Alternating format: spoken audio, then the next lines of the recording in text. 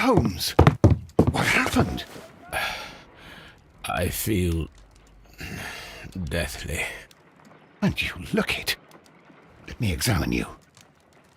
Please don't tell me that you've returned to your old habits.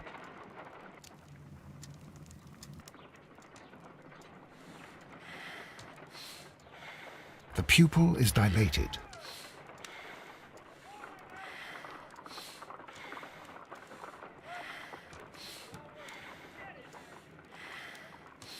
The temperature appears to be normal.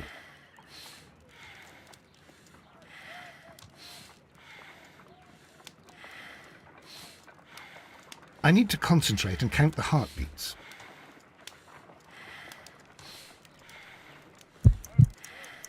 I need to concentrate and count the heartbeats.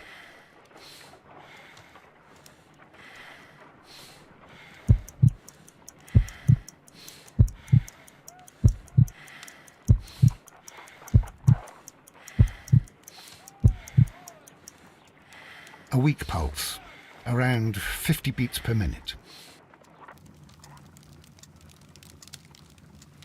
But you're dying, Holmes. Your pulse rate is dropping. We need to get you to the hospital immediately. The antidote. Give it to me. The antidote? You mean that you're poisoned? Now. Please. Here, drink it all. Don't tell me that you did this to yourself. Hemlock and datura. I was compelled to. Holmes, imagine if I'd not returned home when I did. What might have happened? I knew that you would. Mr. Holmes, Inspector Lestrade is here to see you. Mr. Holmes is unable to see anyone at the moment. He is unwell. A good day, Inspector. Ah, Mr. Holmes, I'm glad to find you here. I need your help. This is a strange one. We have brought in 2 young bankers from the city, sons of lords, members of the Chamber, and so on and so forth. They were found stranded in a rowing boat that was drifting on the Thames. A romantic escapade with an unhappy ending, Lestrade. What? Well, yes, they were both in the bath, but... what? As I said, And they were tied together. you are lacking in imagination, Inspector. Well, no, I'm not. Anyway, there was a banner flapping about in the boat with the RMS Oceanic printed on it and signed by the Merry Men. The Oceanic. Isn't that the largest steamer ever built? Yes, and these 2 young banker chaps are sons of the owners of the White Star Line, the company that built it. There are rumours of corruption. I'm not interested in politics, Lestrade. I'll keep it then. Here's another one that's a bit more complex and maybe to your liking. It's a murder, but we're unable to find any weapon. We haven't touched anything. It's at the Roman Baths in Strand Lane. A murder, a vanishing weapon, the Roman baths. That's for us. Watson, fetch your hat.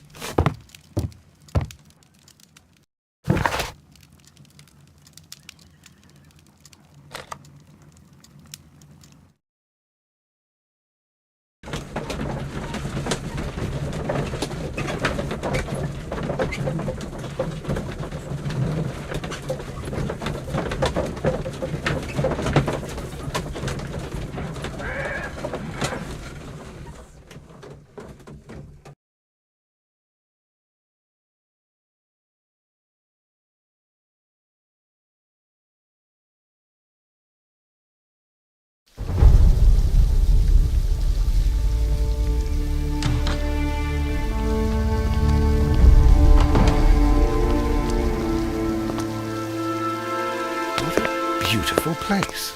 With a dreadful murder. The body of Sir Rodney Bentcliffe is still in the steam room. It has not been touched, per your usual instructions, Mr. Holmes. I shall be waiting for you here, but please hurry.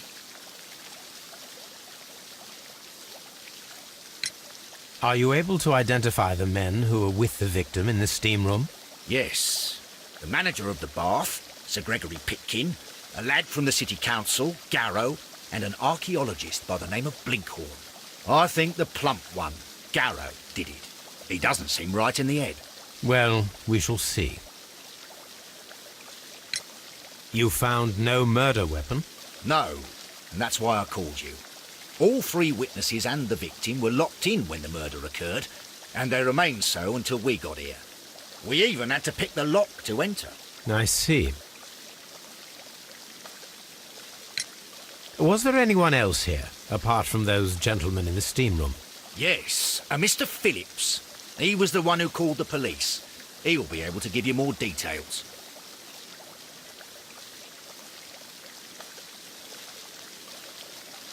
What should we do next, Holmes? Any progress, Mr. Holmes?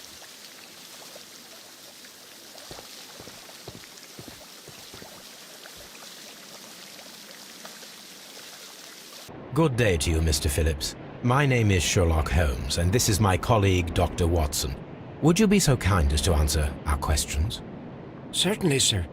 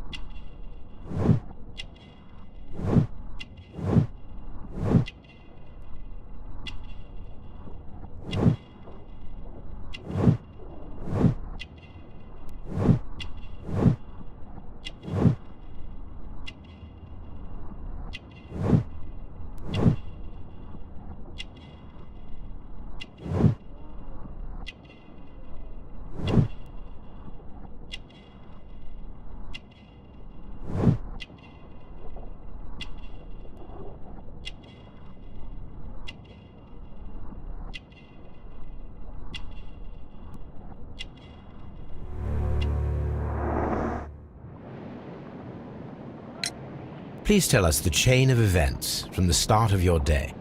Everything that you can remember. The slightest detail may be of importance. Very well, sir. I came in at 6:30 this morning, and I opened the baths. I made sure that the room was clean, and I prepared the towels. The brazier was still burning. There was a fire burning all night. Yes, Sir Gregory ordered me to light the brazier yesterday. It takes some time until the room is fully heated. The gentleman had a meeting at 9 o'clock this morning. I wanted everything to be perfect. They'd been in the steam room for 20 minutes when I suddenly heard shouting. I ran to the door, but it was closed. I couldn't open it. So I ran out to the street to call for the police. One constable came up, and then there were others, and they picked the lock.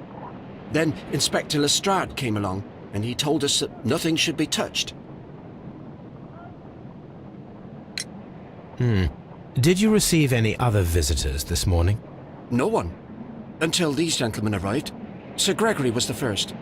And then, while we were discussing work details, Sir Rodney and Mr. Blinkhorn arrived, and Mr. Garrow followed.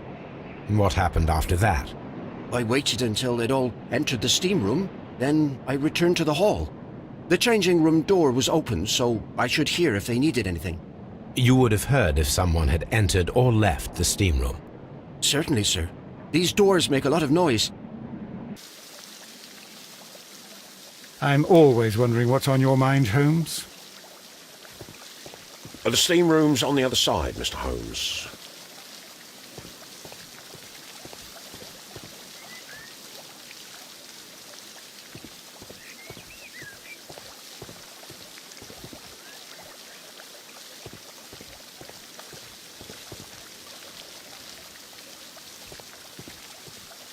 Any progress, Mr. Holmes?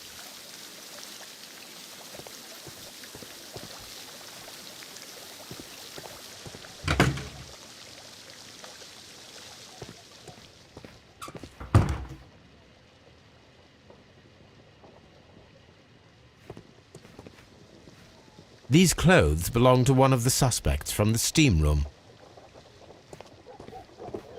Clothes belonging to one of the suspects.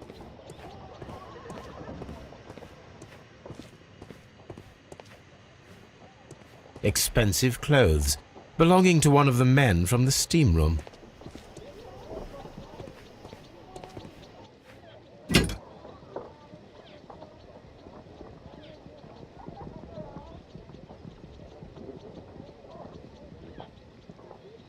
Champagne for a special occasion.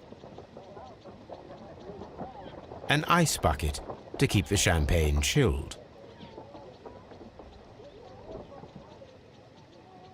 Unopened, it was intended to be enjoyed after the steam session.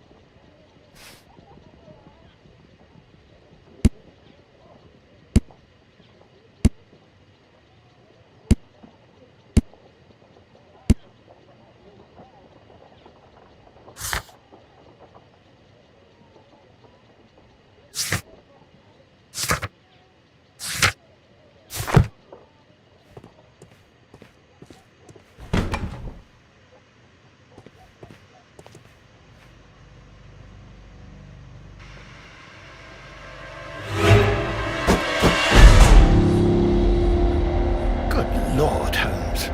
Ah, death with a peculiarly Roman piquancy. Like the one you almost had an hour ago. Let us forget about that.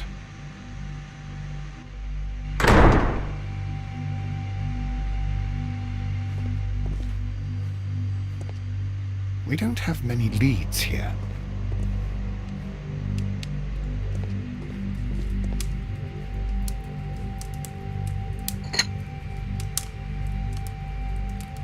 One lens is cracked, probably due to the temperature of the brazier.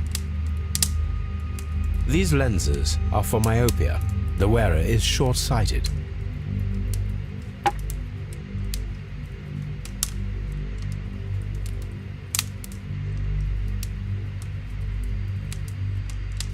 The brazier is still burning. The heat here is extreme.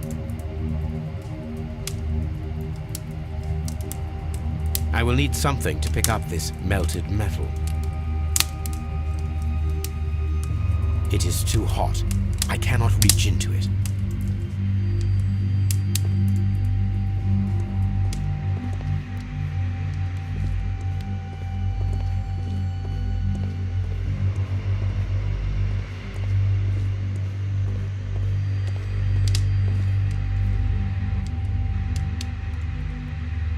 G. Newell and Sons, steam specialists, Seattle, WA.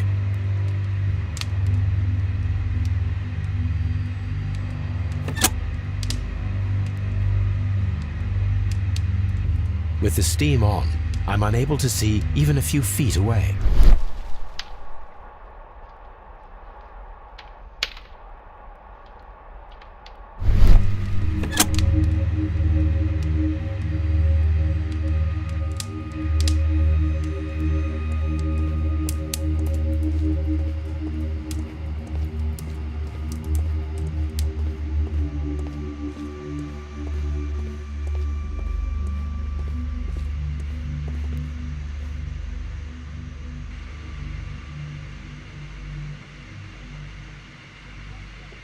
There was only one hit from the weapon.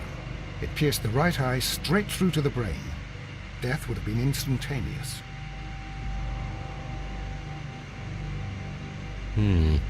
The wound should not have bled so profusely. This pool is rather large.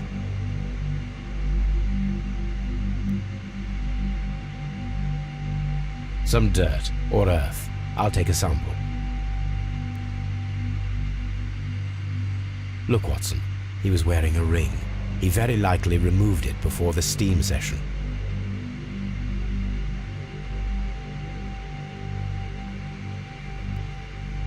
Well, death is very recent. Between 30 minutes to 1 hour ago. I think we have found all that we can here, taking into consideration the abysmal lighting. Constable, we have finished with the body. We don't have many leads here. What concerns me is that we still have to find the murder weapon. Mr. Holmes? Please have the body removed without disturbing anything else in the room. All right, Mr. Holmes. I was wondering, Holmes, it's fairly reckless to carry out a murder inside a closed chamber. Why do you suppose they did it? There are a great many possibilities. The murderer was in a hurry, or he is an artist, or a ghost, or he wanted to ensure that I'd be brought in on the case.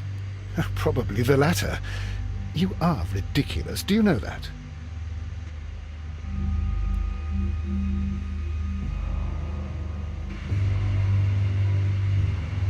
I should check this blood sample at Baker Street.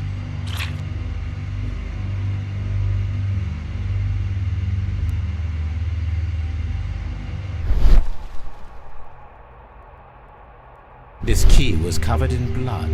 I should ask Phillips about it.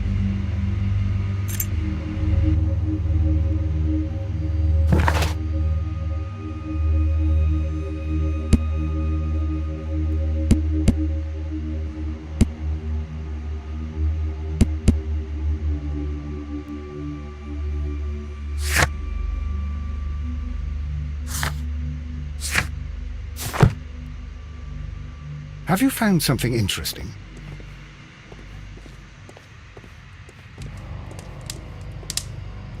It's horrible. Sir Rodney. I found him. I touched his shoulder, thinking that he was just asleep. I'm in shock.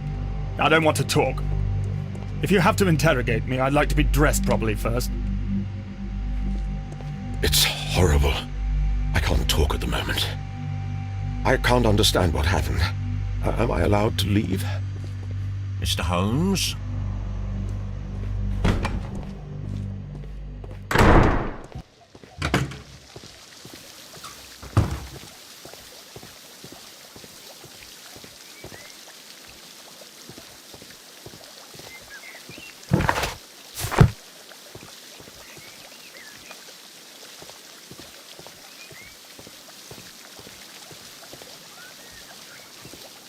Frigidarium.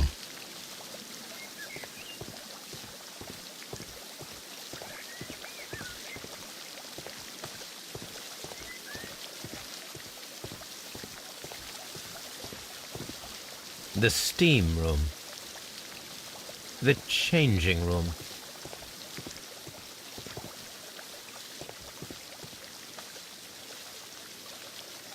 Mr. Holmes, I should like to take the suspects to the yard. You can interrogate them there. Any objections?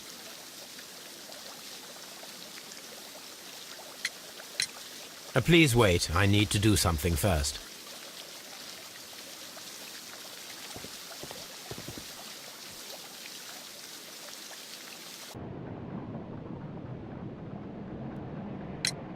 How many people have keys to the steam room? We have just the one key for now, which Sir Gregory gave to me. So, this morning you opened the steam room, and then? I put the key inside my desk, but when they called, I couldn't find it. It had disappeared. I don't know where it is. Did you leave the baths at any time, or receive any visitors? No, sir, I did not.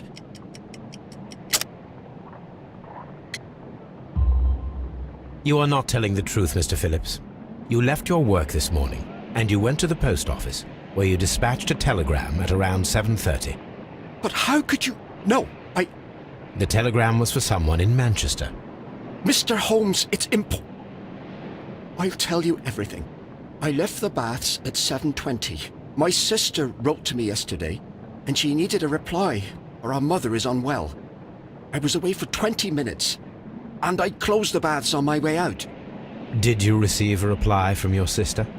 No, she wasn't meant to. I just told her to pawn my old school uniform so that she could pay for the medication. Did you check to see if the key was still in your desk when you returned? No, I didn't. Please, Mr. Holmes, don't tell the police about this. Sir Gregory would give me the sack. I need this job. I see. There is a bottle of champagne on ice in the changing room. Do you have any idea who left it there? There is? Are you quite certain?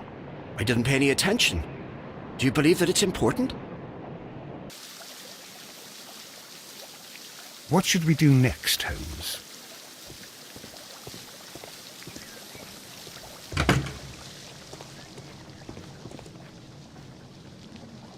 This area serves as Sir Rodney Bentcliffe's workshop.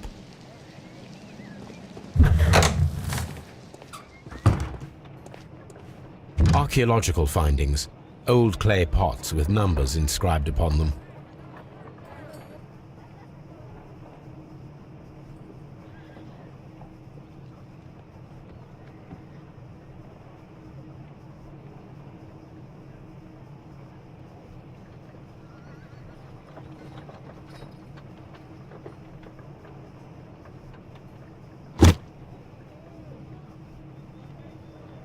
Glass plate negatives, a remarkable method for recording ancient civilizations.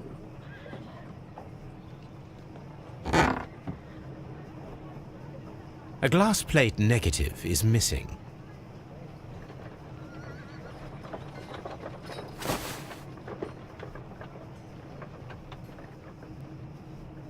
It is a glass plate negative of an Egyptian statue.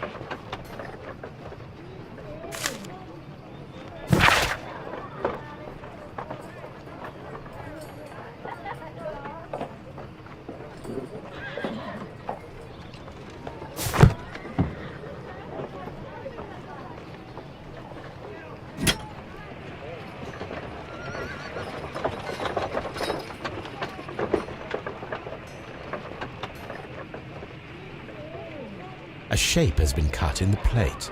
What should be done with it?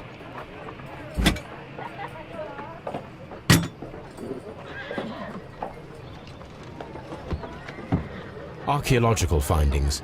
Old clay pots with numbers inscribed upon them.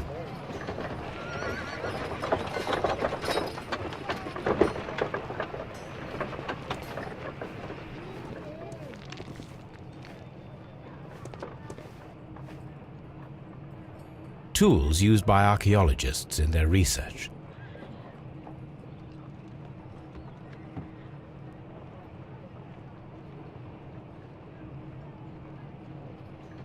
I will need these tongs.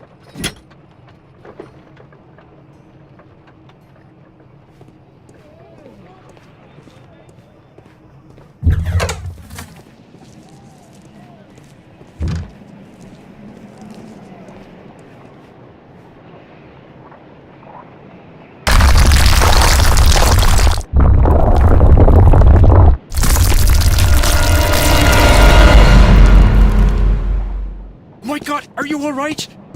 I wonder how this could have happened. Yes, it is somewhat treacherous. Fortunately, I am unscathed. To where does this corridor lead? To the frigidarium, the coal room. Barely unscathed and by a very small margin. And treacherous is an understatement.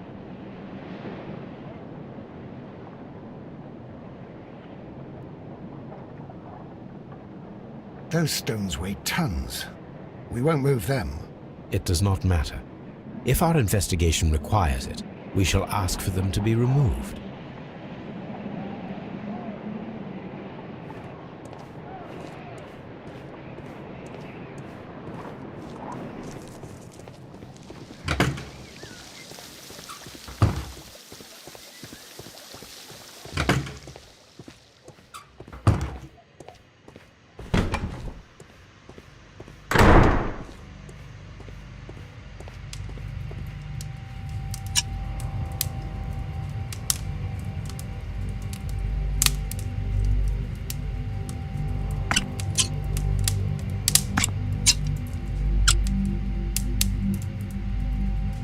I should analyze this melted metal.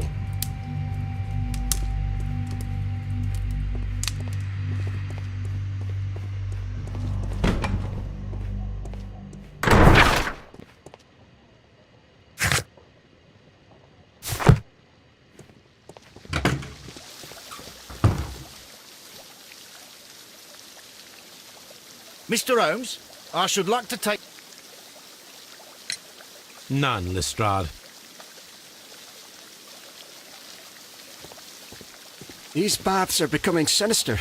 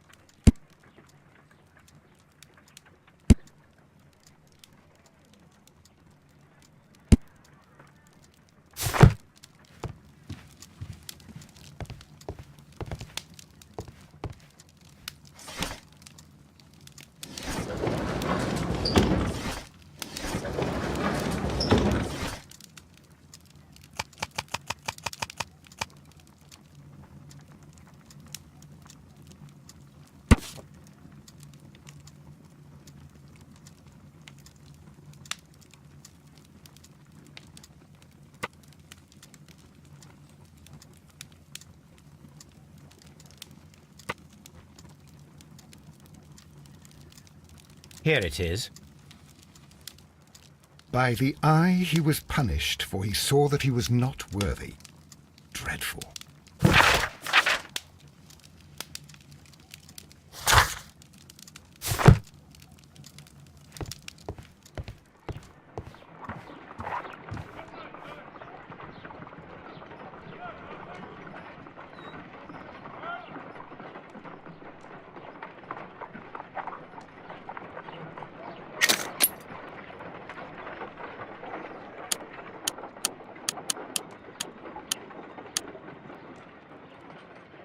Selenite.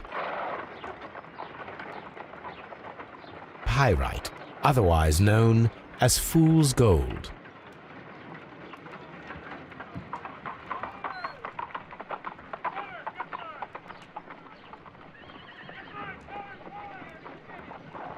White clay particles. Interesting. According to the color and its composition, I deduce that this sample is white clay. Now, I need to find which area near London this sample belongs to.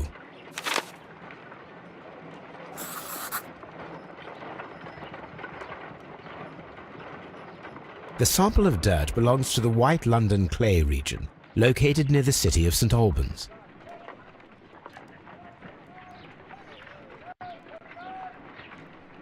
Let us analyze this blood sample. This blood has not coagulated well. It seems very liquid. That is strange. Let us see what is inside it. Hydrogen peroxide will bring any foreign matter to the surface. I must take a pipette and place several drops of hydrogen peroxide.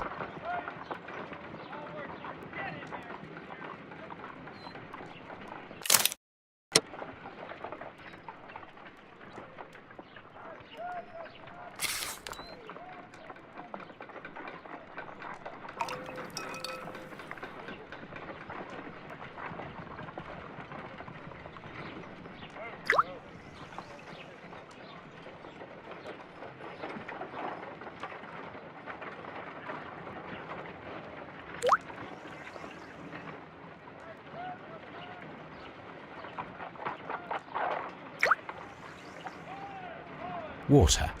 This blood is heavily diluted with water.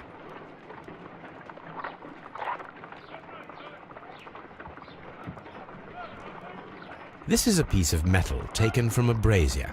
It appears to be silver, but I need to be sure. If it is silver, it will be possible to melt it, since silver's melting point is at around 900 degrees Celsius. Let us compare this sample with a silver penny by testing it with acid. If it changes color to match the result of a reaction with a silver coin, then it is silver.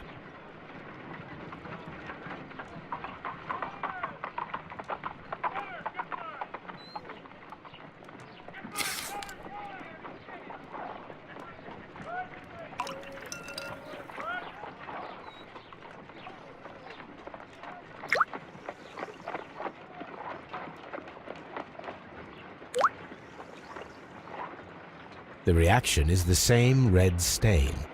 It is silver, Britannia silver quality.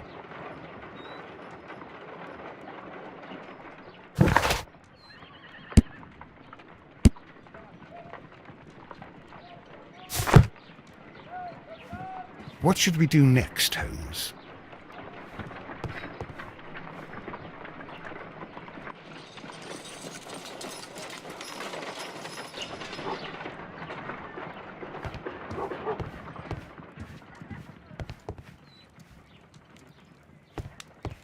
On the sofa for the third time today.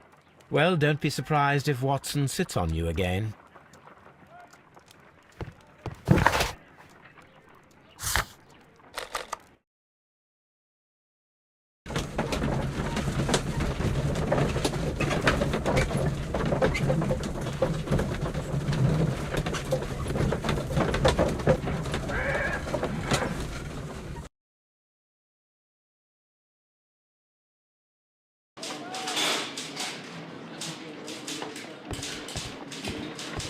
Good day to you, Mr. Holmes.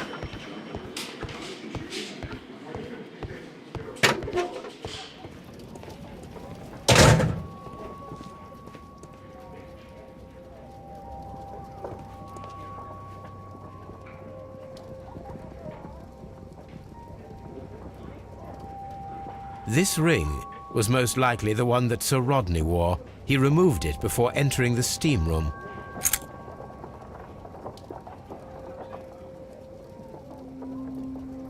I see the join. This ring was repaired, and quite badly too, with silver. An Egyptian symbol. It is a very old jewel. Why on earth would they wear such a ring? A very pertinent question.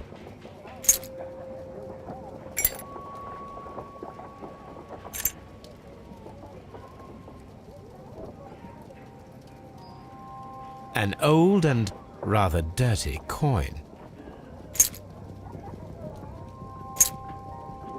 A hand-drawn map.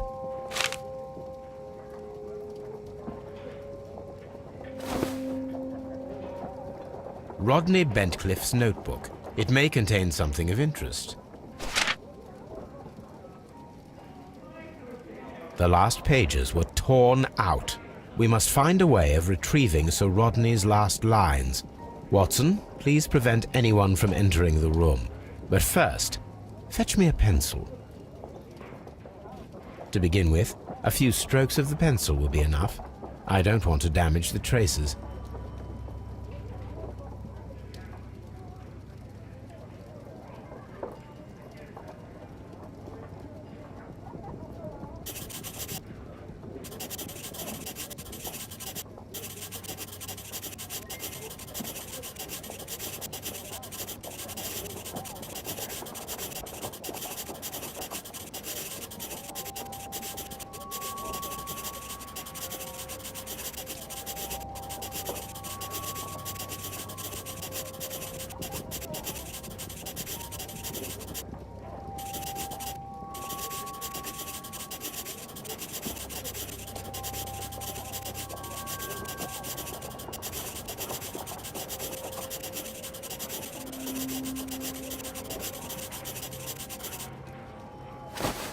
and then to gently smudge the leftover pencil marks with a handkerchief.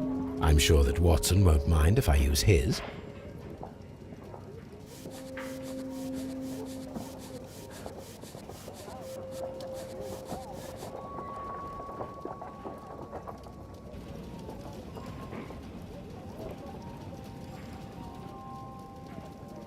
Mr. Holmes, the coroner...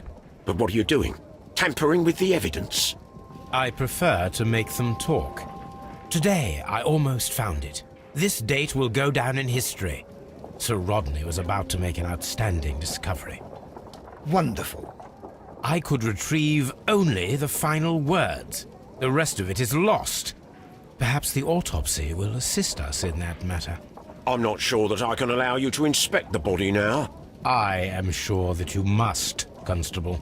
Well...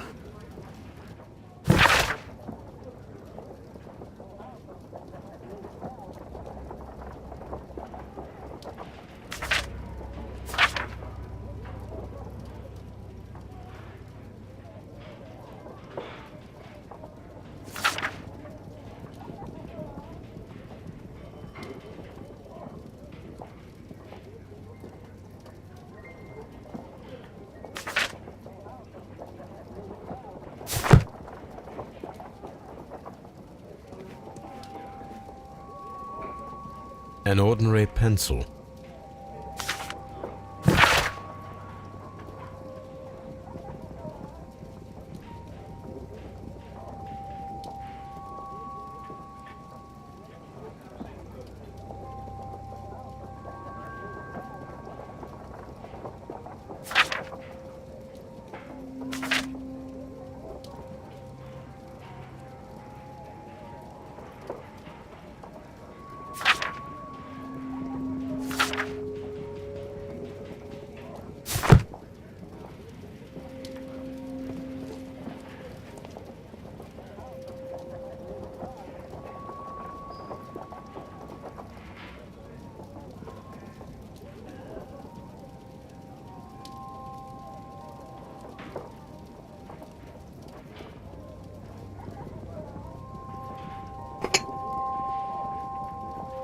A file with herbs.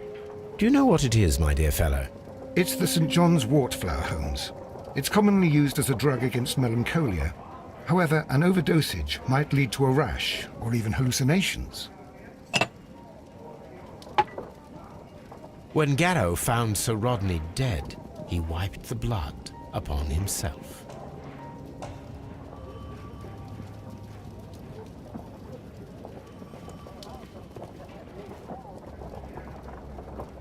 A fountain pen with solid gold trim.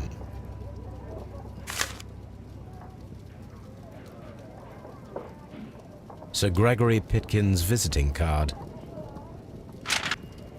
An embroidered silk handkerchief.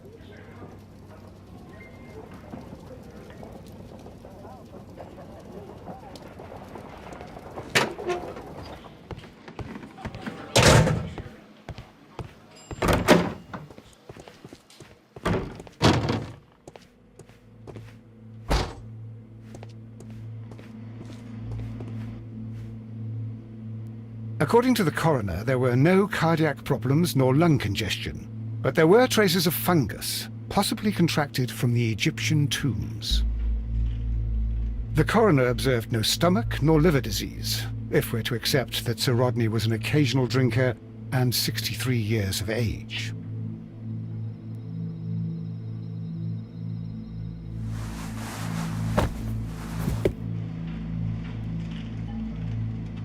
The bruising is in lines. Some light bruising, caused by a rope. They were caused by a rope around the waist. Sir Rodney was descending somewhere.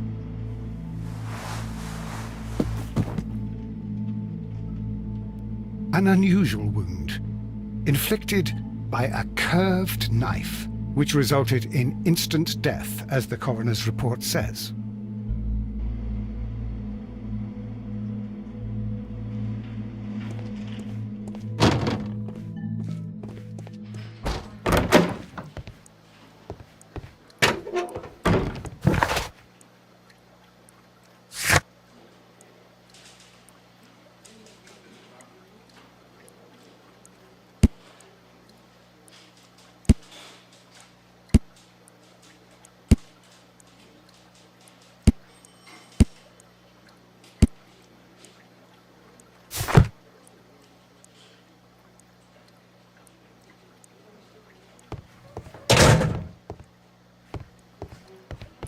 Please escort this suspect for interrogation.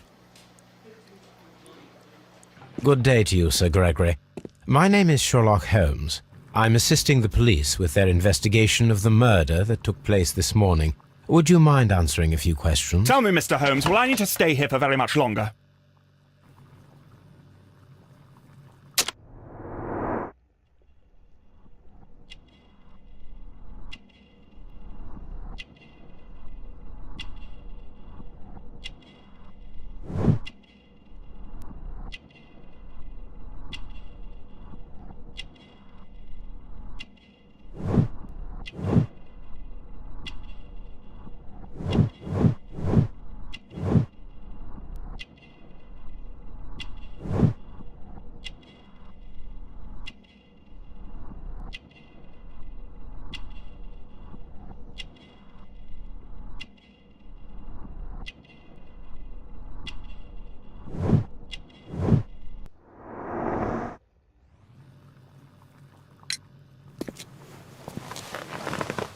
You are the manager of the baths, is that correct?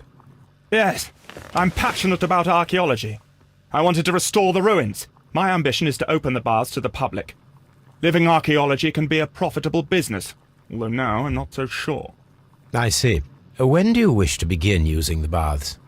When the archaeological researches are over, I will be free to complete the restoration. It is the usual process. What was your relationship with Sir Rodney Bentcliffe? We were not particularly close. He had an unpleasant temperament. Suspicious, authoritarian, unkind. People possessed by genius may be forgiven for their nature, but not by me. Was he obstructive? Not at all. Everything he did led us to greater success. He helped us increase the potential of the building. Please tell me what happened this morning. The test that we performed this morning was a success. The steam was working well. But then, of course, that awful murder. What did you see? The steam was too thick to see anything. But ask Garrow. He saw the body first. Had Sir Rodney exhibited any recent strange behavior? Look, I'm not a suspicious fellow, but I think that he had professional interests elsewhere that he did not wish us to know about. Why should you think that? Where? I have no idea. But after all, it was not my business. How was the work progressing before Sir Rodney's arrival? Rather slowly, I would say.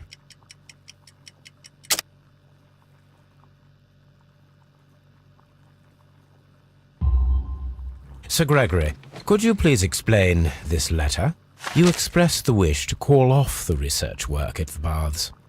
It was all about Blinkhorn. He was merrily digging away and taking very little care about it, ruining everything and finding nothing of any value. But the arrival of Sir Rodney changed your mind? Sir Rodney's work was extremely promising, and it was good for the bath's publicity. So yes, I changed my mind. Are you aware that Mr. Garrow is under a form of medication? Garrow? No, but I never liked that parasite. Do you believe him to be capable of murder? Well, he did have blood on him. Does that make him a murderer? Some melted silver was found inside the steam room brazier. Do you know where it came from? Silver? No. Did you bring a bottle of champagne to the baths? Absolutely not. Sir Rodney did, I think.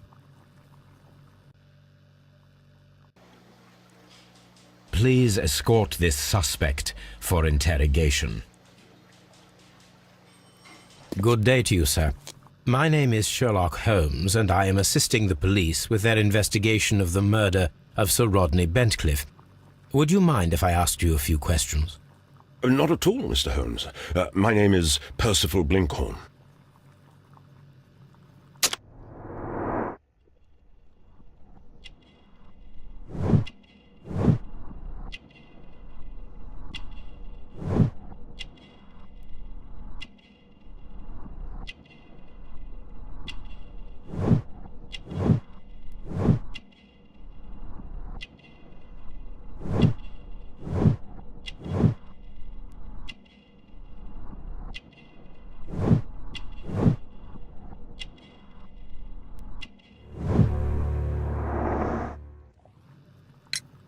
What is your occupation? I'm an archaeologist, specializing in the Roman period. I'm working on several excavation sites at present, including the baths at Strand Lane. Can you tell me more about the baths?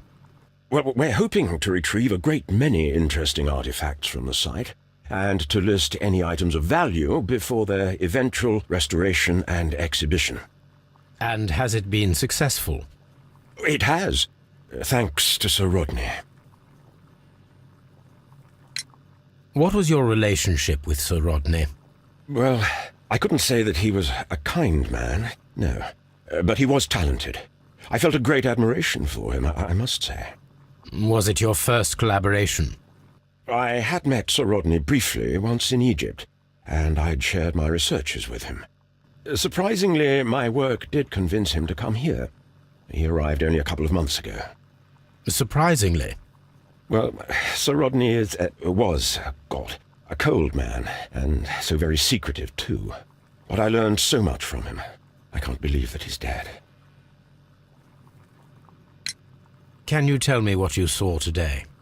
Well, we entered the steam room and we all went to sit down. The steam was particularly dense, and I didn't see anything much further after that. I just heard Mr. Garrow shouting, but we all ran for the door and bumped into each other. I was very alarmed by this point. What did you do? Well, the door was stuck, and with all the steam, it was quite frightening. I was barely able to see my own feet. Garrow was covered in blood. Do you believe that Garrow killed Sir Rodney? Oh, no. Garrow couldn't harm a fly. Can you recall any recent event that would occur to you now as being a little strange? Well, yesterday we had a small argument. Is that all? No.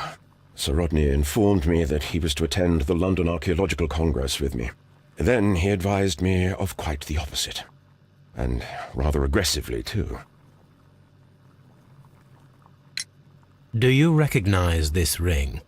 Certainly. It's the famous Aswan ring. Sir Rodney brought it back from his last campaign in Egypt. And he kept it for himself? Sir Rodney has had his own particular ideas of archaeology. What can you tell me about Garrow?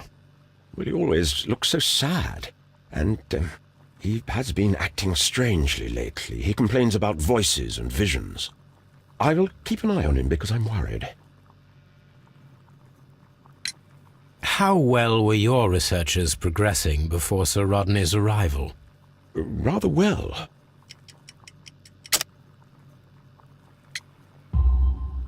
This letter reveals that Sir Gregory was prepared to put a stop to your work. Yes. But since Sir Rodney's arrival, he had calmed down. He allowed us to work. I'm not sure what they agreed on. What will happen now that Sir Rodney is dead? Well, I haven't thought about that. But if it's needed, I will fight to defend Sir Rodney's expectations. We discovered some melted silver in the brazier. Did you put it there? No. Silver, you say? No, I don't know how it got there. Did you place the bottle of champagne in the changing room? No, I did not.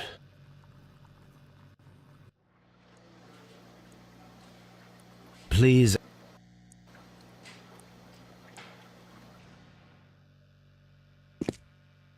A good day to you. My name is Sherlock Holmes. I'm assisting the police with their investigation of the murder of Sir Rodney Bentcliffe. Would you mind if I asked you a few questions? I am Tristram Garrow.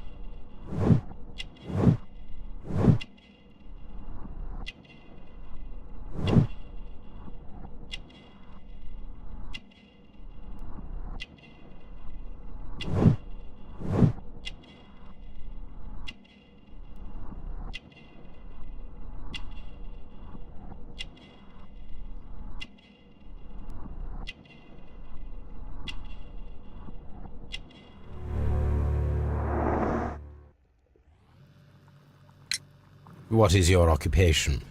I am a councillor at the district chamber. And what were you doing at the baths? Well, I follow the researches. I am interested in archaeology. You follow them? Yes. So many things happened and we need to know. Or perhaps it's better hidden. I beg your pardon, Mr. Garrow. I meant nothing by that. I apologise. What was it like to work with Sir Rodney? It was like working with a genius. He was a hard man, but then you know this world is hard. There are always people who want to steal from you. And he trusted me, but oh. Are you feeling unwell? I'm sorry. It is I remember. Oh, I feel so sorry. Do you need anything? I feel bad. I hear. No, nothing. I'm better now. Please try to recall what you saw today. The room was so hot. I had to remove my glasses. I was not feeling so very well in there. But you found the body. I saw the knife, you know, flying through the air. I saw the blood. I tried to escape. I don't remember. Saw the knife? What did it look like? Everything was as if in a nightmare. It all happened so fast. The knife was shining like gold. Had Sir Rodney exhibited any recent strange behaviour? Well, he had been rather secretive these past few days. Last Thursday, for example, I saw him leave. When he returned, it was very late. He showed me some wet coins, Roman coins, and he started to laugh. His ring! Oh, it should be destroyed. Why do you say that? It is a cursed ring, digging dark secrets. Really? It is after me now. I know it. I shouldn't have worked on it in the workshop. It's too late now. This is the coin that he showed me. It is from the 3rd century. It must be very rare. No, I don't know. Thank you. Thank you. This will help me to calm down. Do be careful with the dosage. I will. I mean it. We discovered some melted silver in the brazier. Did you put it there? It didn't help. The power is too strong. Did you place the bottle of champagne in the changing room? What? No. Garrow appears to be rather mentally disturbed. Either that or he is a good actor.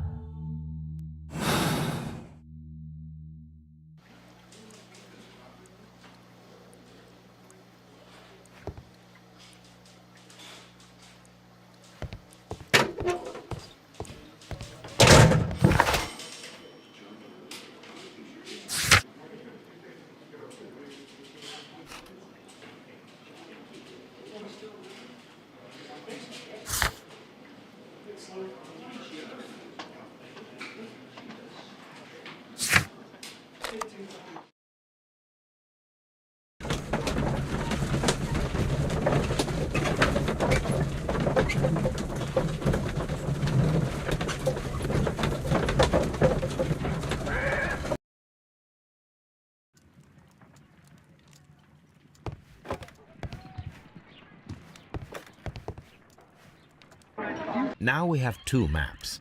We must combine them properly.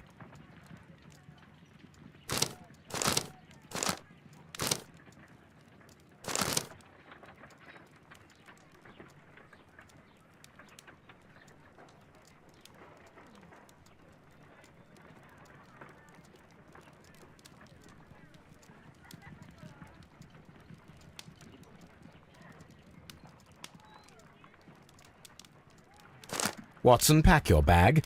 We are visiting a location in St. Albans marked on Sir Rodney's map.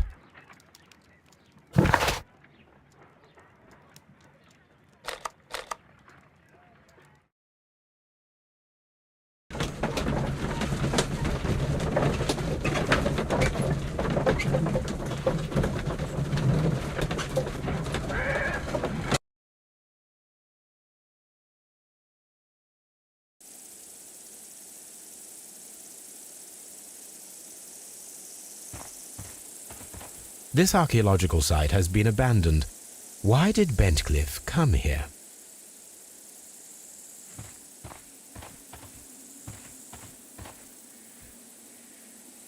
What should we do next, Holmes?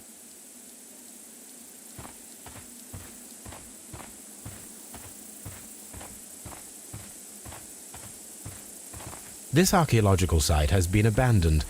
Why did Bentcliffe come here?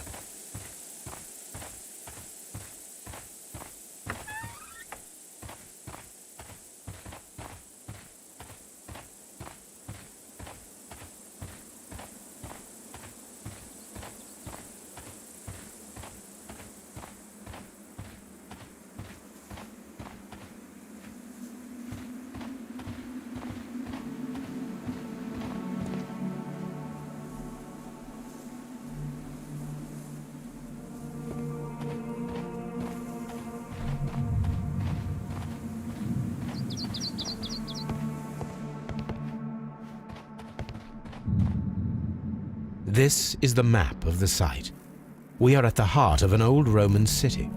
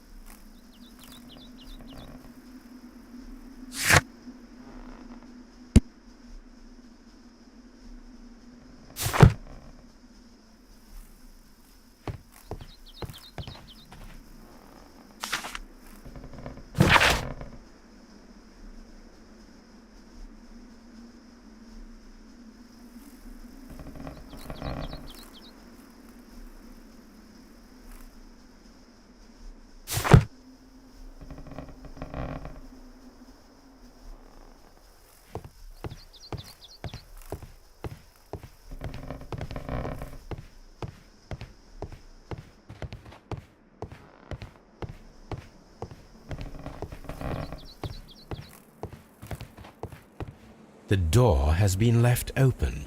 Someone did not care or was in haste.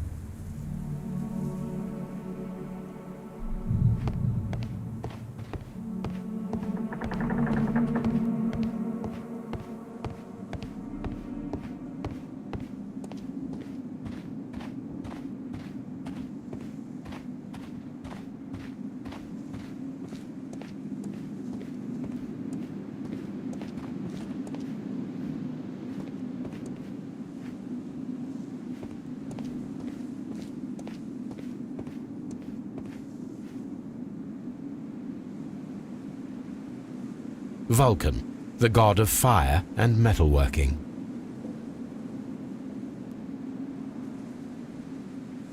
The Cyclops, a one-eyed creature helping Vulcan at the forge.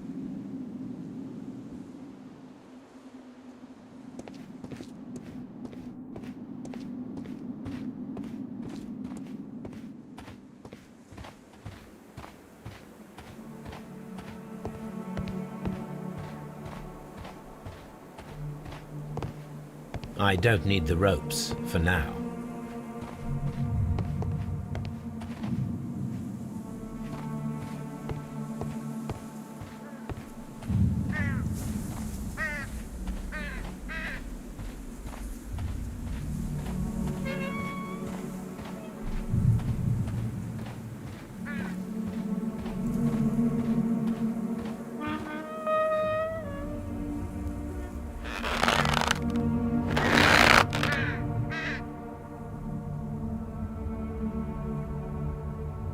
Excavating tools, a bucket, shovel, and brush.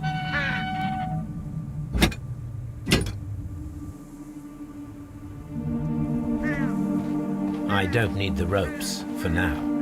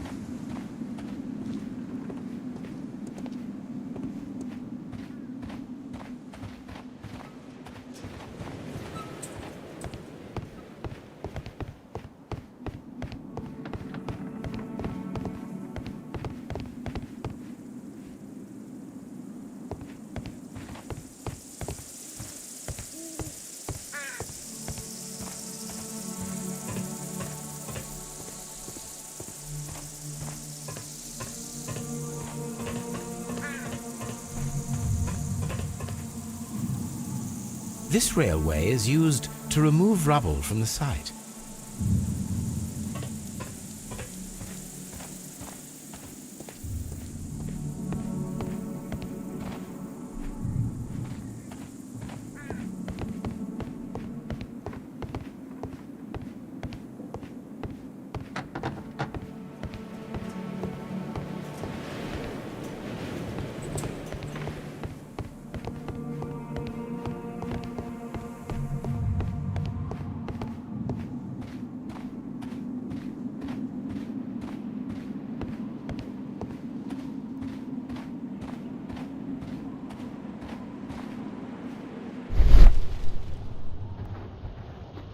This wall was covered with mud recently. What could be hidden here?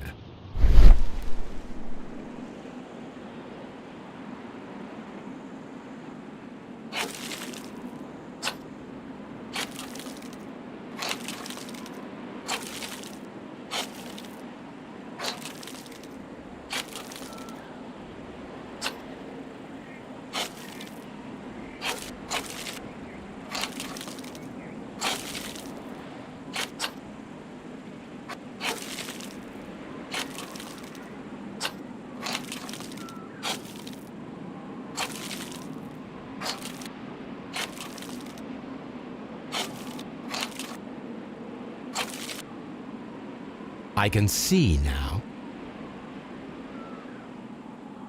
Frigidarium.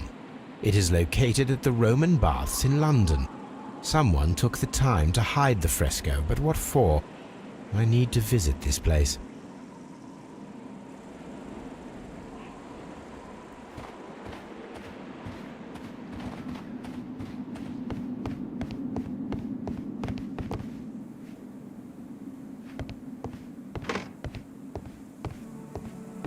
It is a statue of Minerva. Neptune, the god of the sea.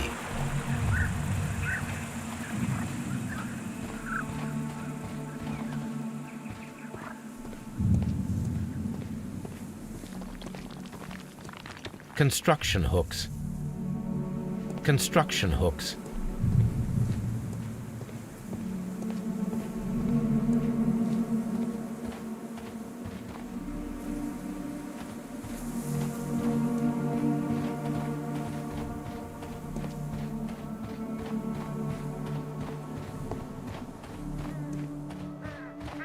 I don't need the ropes for now.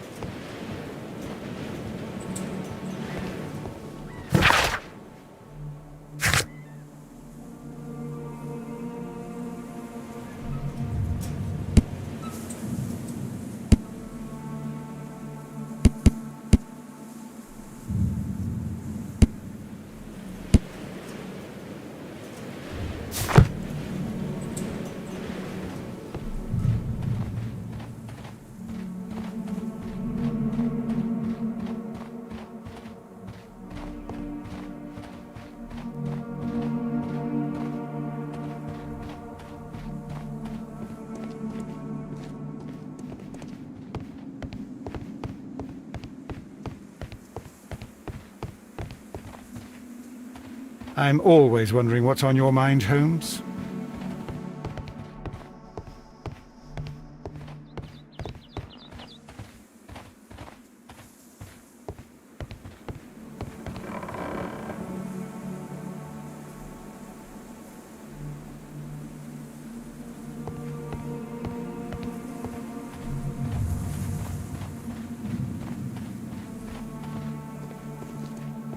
Construction hooks.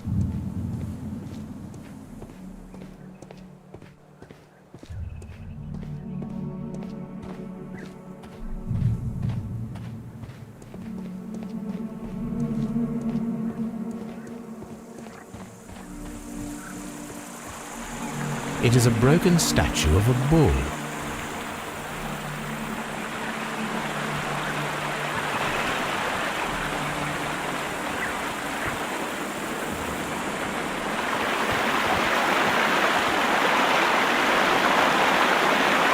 This is the map of the site. We are at the heart of an old Roman city. The gastrofights were used with ropes and hooks for sieges.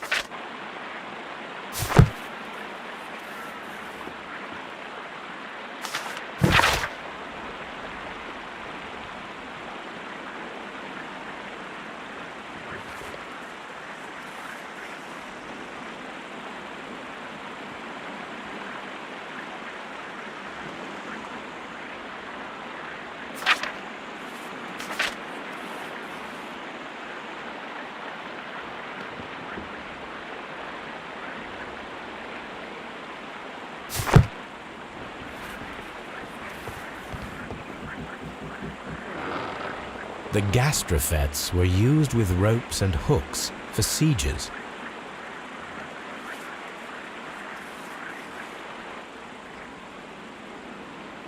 This is a reproduction of an ancient Greek crossbow. This is a reproduction of an ancient Greek crossbow.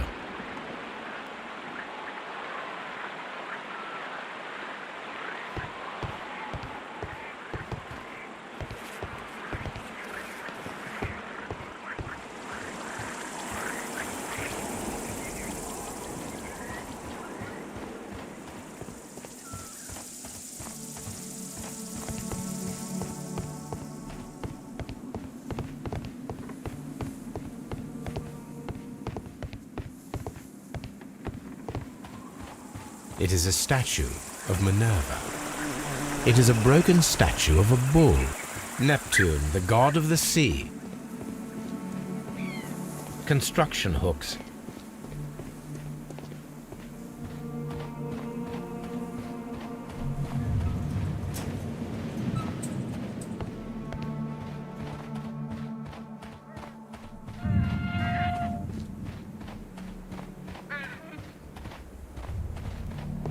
I don't need the ropes for now.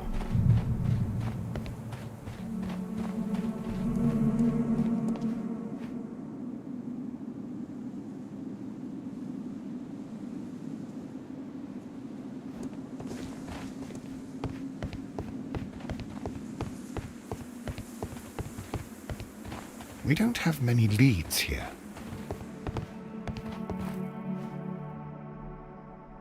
This is the map of the site.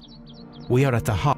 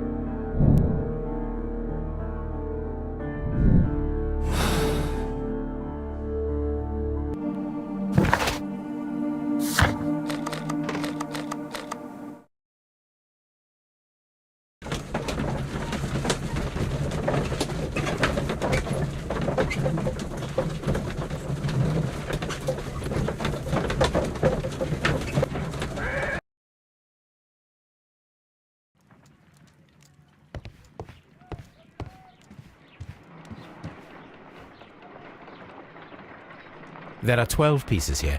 Let's try to gather them.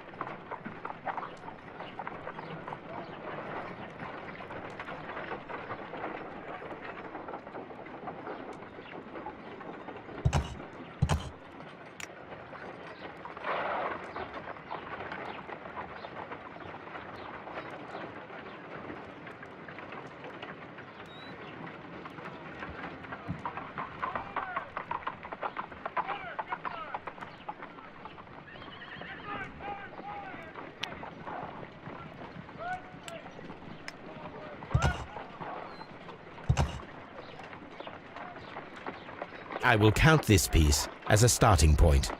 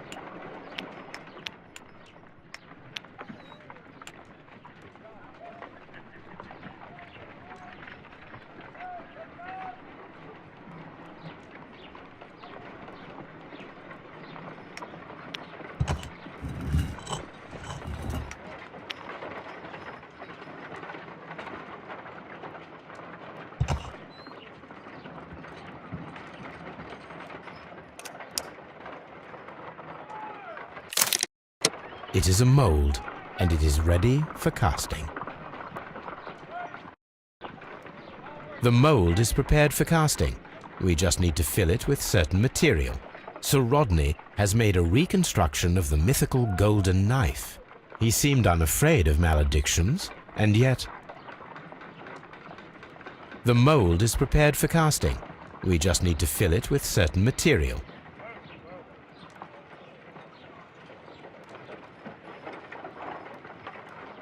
The mold is prepared for... Half a glass of water should be enough to create a plaster solution.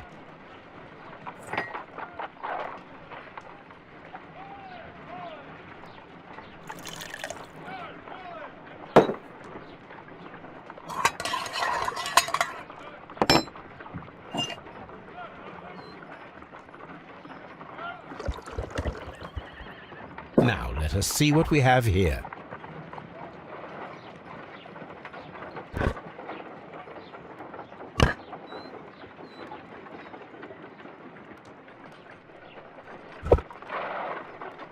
This knife is very similar to that described by the coroner as the weapon that killed Sir Rodney. You should not leap to any hasty conclusions, Watson.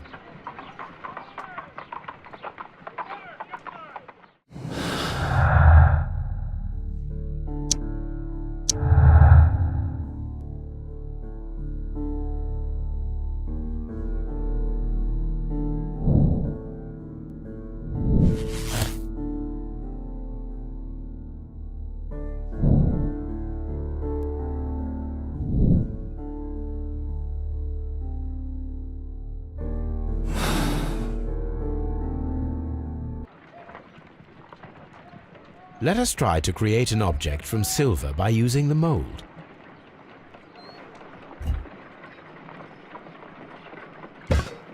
It will take a minute to melt the silver with my gas burner. Done. Now I can proceed further.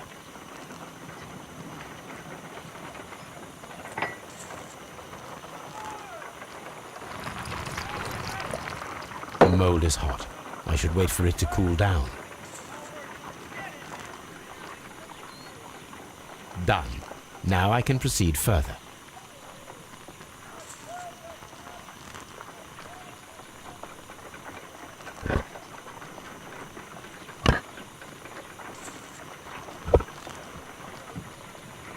A homemade silver knife. Excellent. We have created a knife with the silver that we found. It could have been used to kill Sir Rodney. It was extremely clever to create a weapon that could dissolve at the scene of the crime.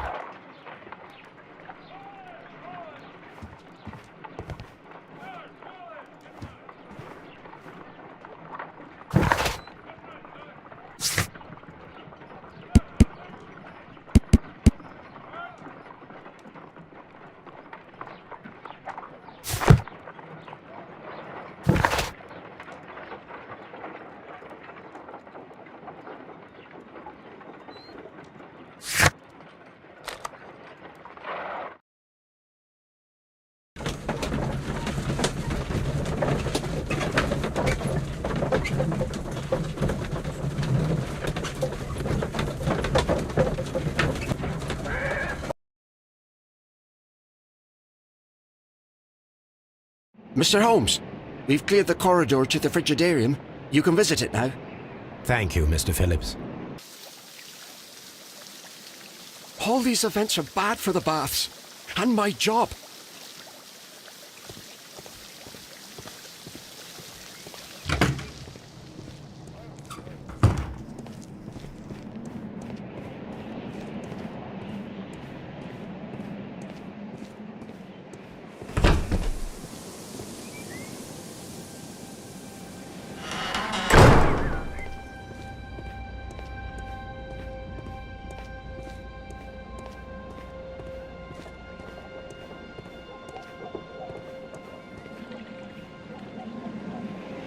Perhaps I could find some clues by activating the flagstones.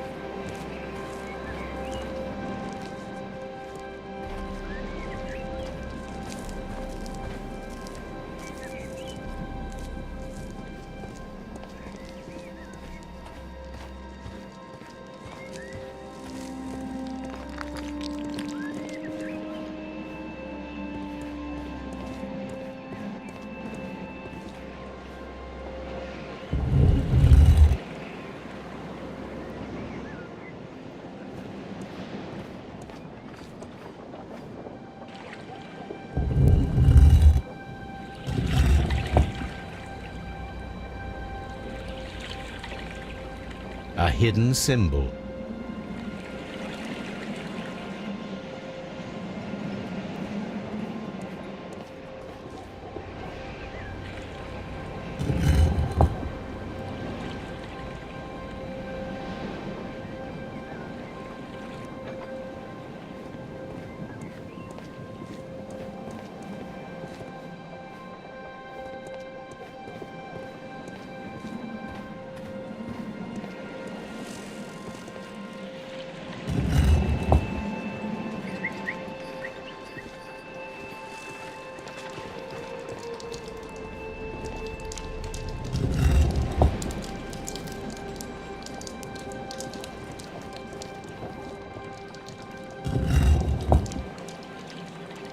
A symbol.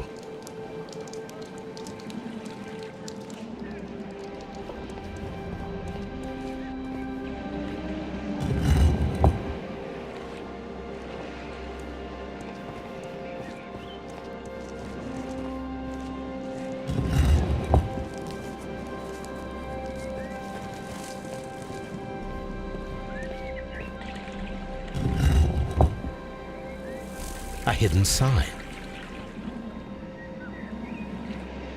Now I have all the clues to help me find where these symbols are leading. All I need is imagination.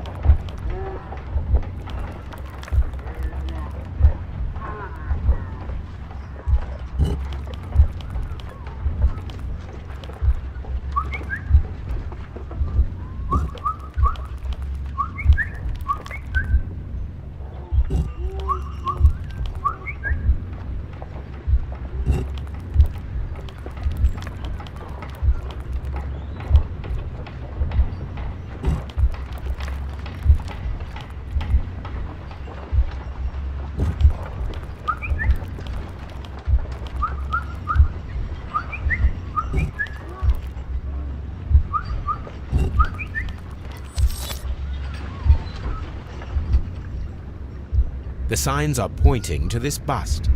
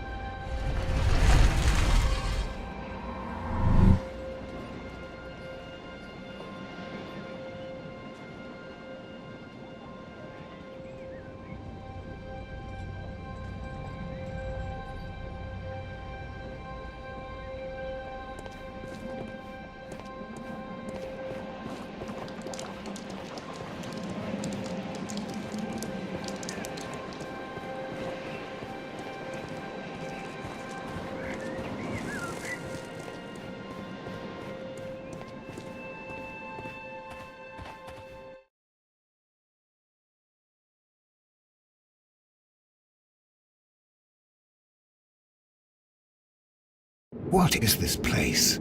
I am unsure, Watson, but everything points to the fact that it was the last place visited by Sir Rodney Bentcliffe. We are approaching the end of this mystery.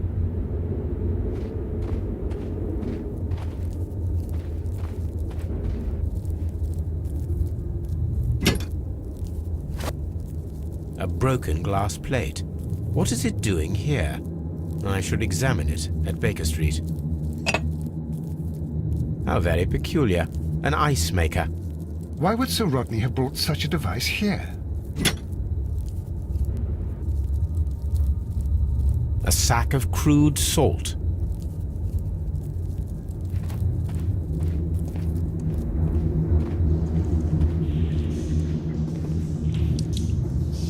Mithras, the god, clothed in Anatolian costume and wearing a Phrygian cap, killing the bull.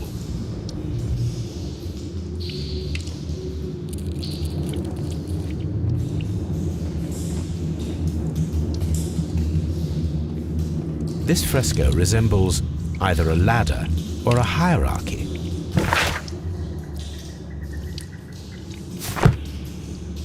This fresco resembles either a ladder or a hierarchy.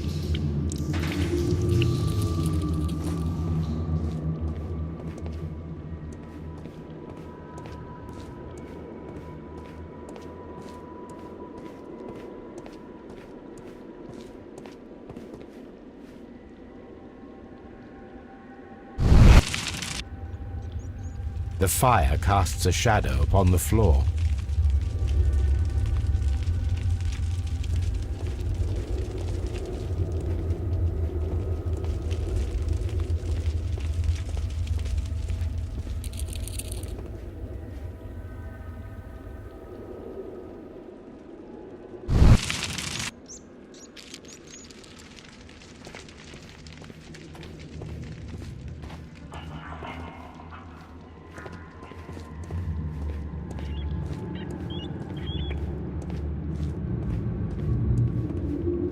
A shovel, not from the Roman era.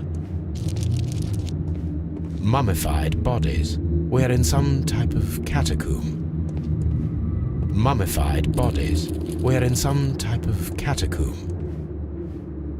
We cannot go any further.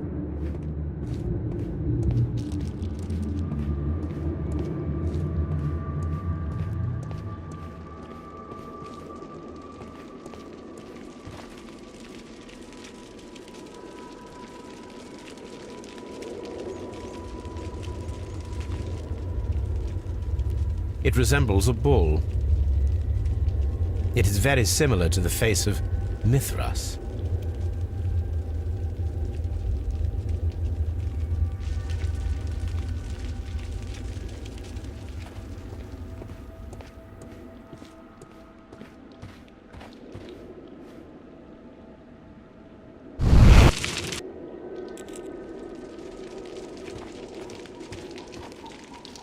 The pillar collapsed a long time ago.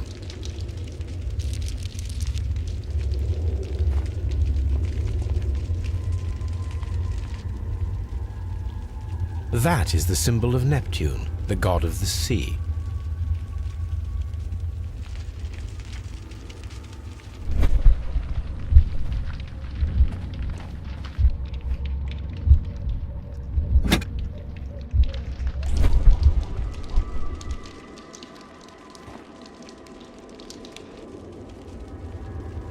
This shadow seems to represent a bridge.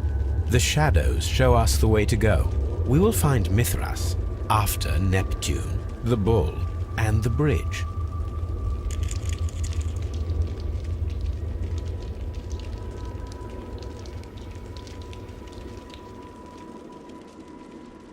That is the symbol of the shadows show us the way to go.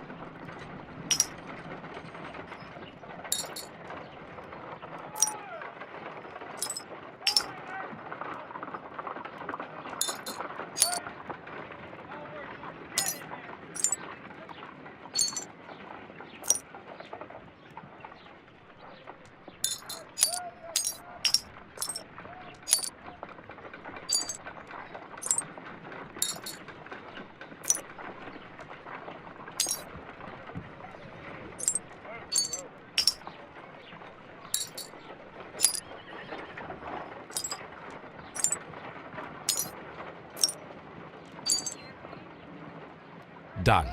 Watson, could you please use this negative and your photographic equipment to process the photograph?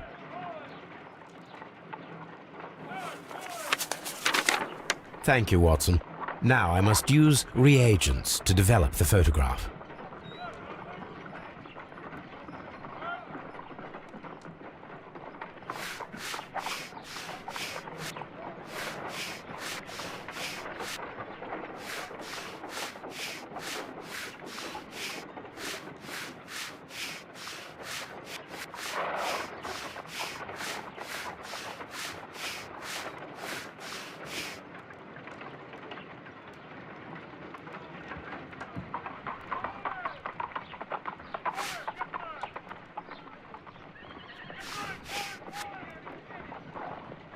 Sir Rodney.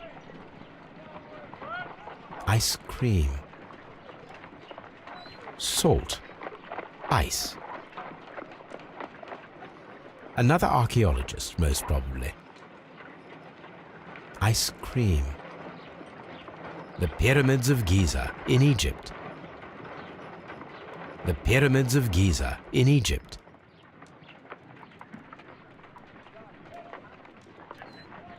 Ice cream in the desert? We are indebted to the Romans who developed the technique. So that's it. Salt and crushed ice may help to create ice cream.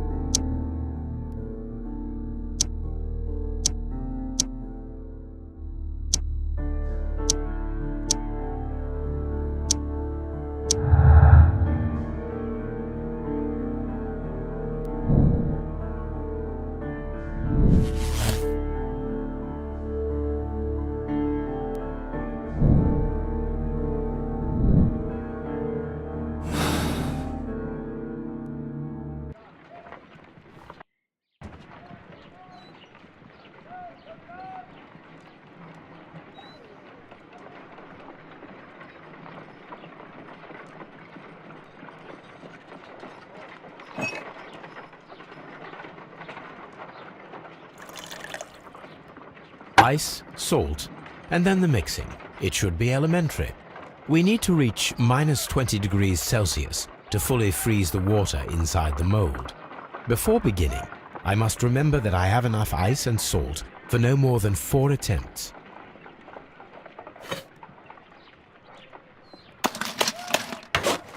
Holmes, look. The temperature is reducing.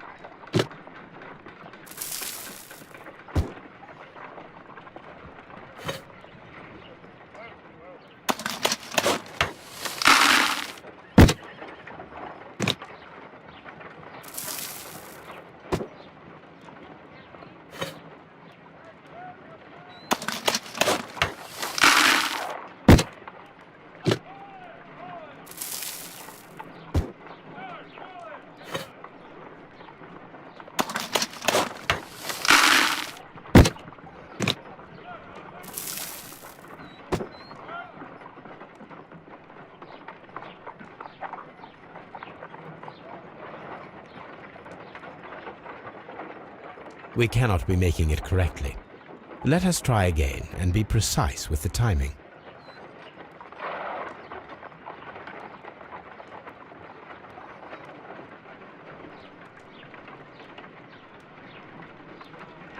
If I wish to shape the ice knife,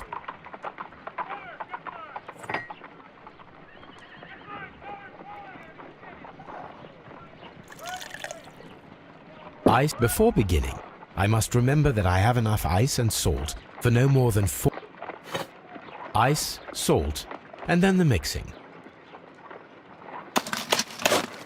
Holmes, look. The temperature is reducing.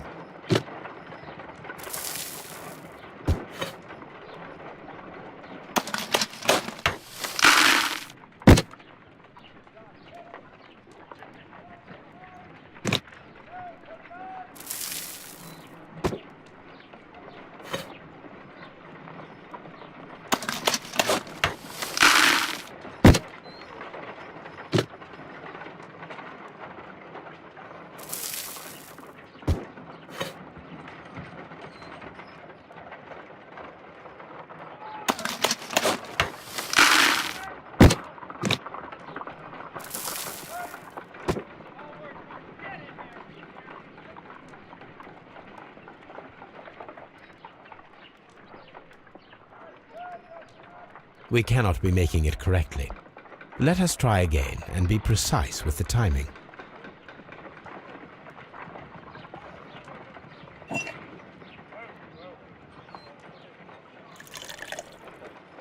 Ice, salt.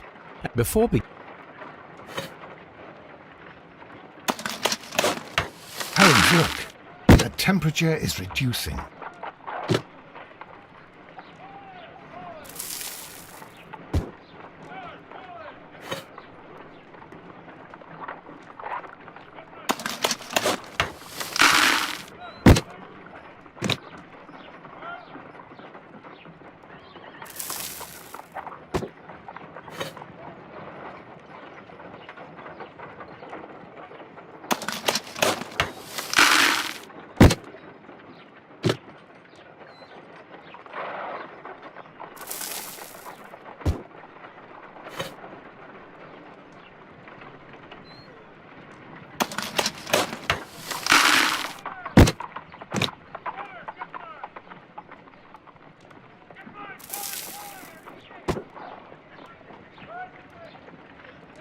Excellent.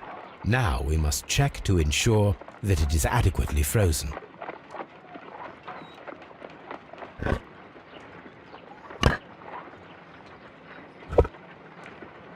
An ice weapon for a cold-blooded murder. An ice knife. A surprising and yet a very brilliant idea. It's the perfect weapon. It enables one to kill a man and then it melts. The only trace it leaves is a small puddle on the ground.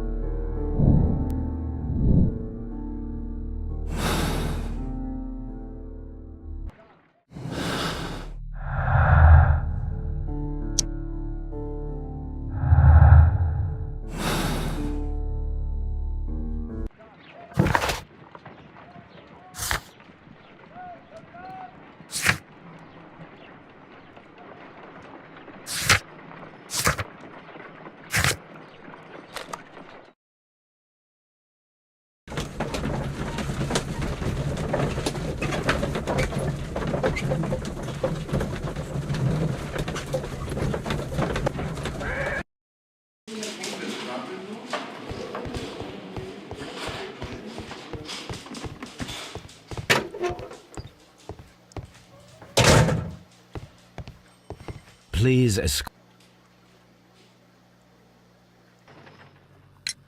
Perhaps you could explain the cult of Mithras to me. No, there is nothing to say. We are not the worthy ones. But Sir Rodney believed that he was? He was wrong. I have visions. The golden knife, the mummy. Oh, it's all my fault. Calm down, Mr. Garrow.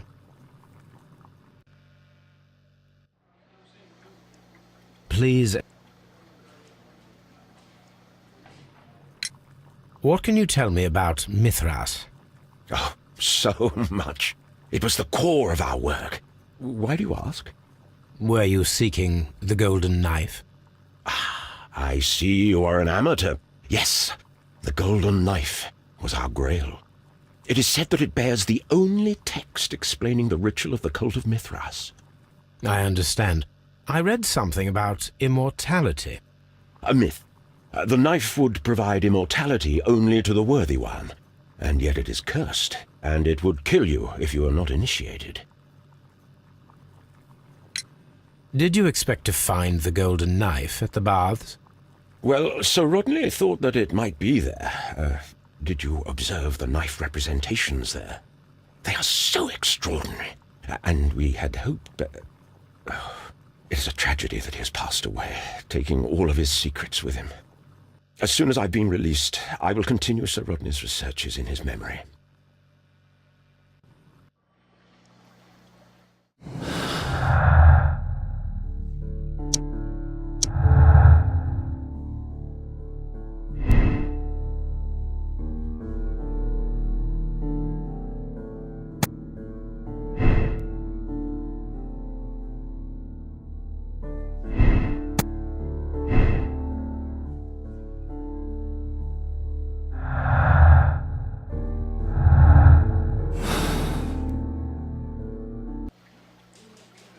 please.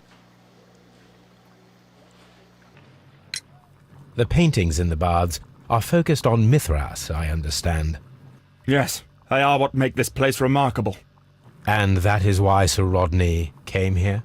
He believed that the golden knife, which is an ancient ritual item, was hidden somewhere around the baths. I admit that it would be wonderful if it were true. And you are not concerned by the reputation of this artifact? You mean the curse? Before someone is dead, it is a blessing. After they are dead, well, then it becomes a curse. Ha!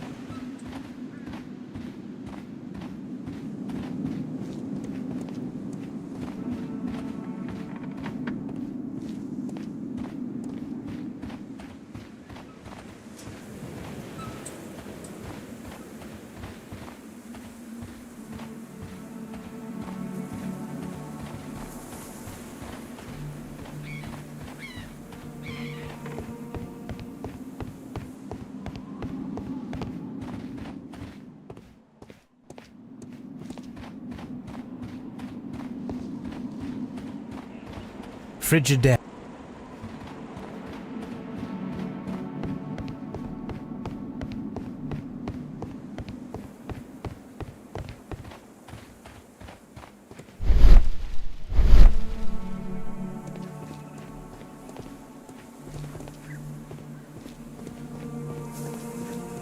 Neptune, the god of the sea.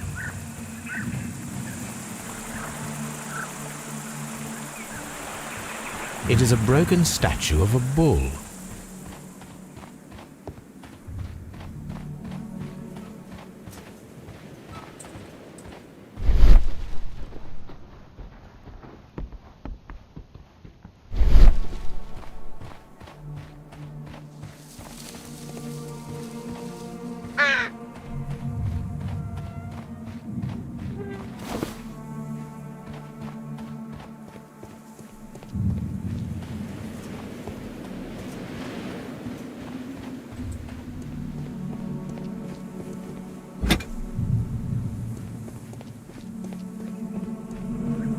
Neptune, the god of the sea.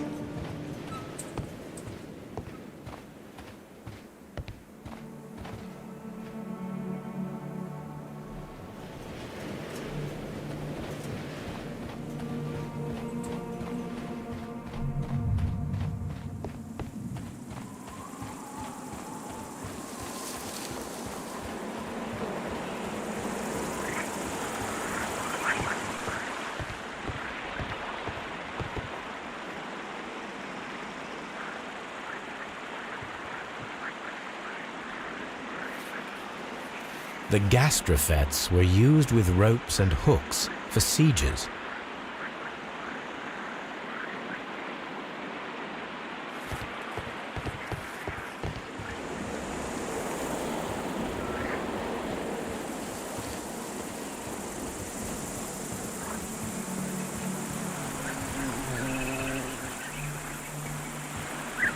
It is a broken statue of a bull.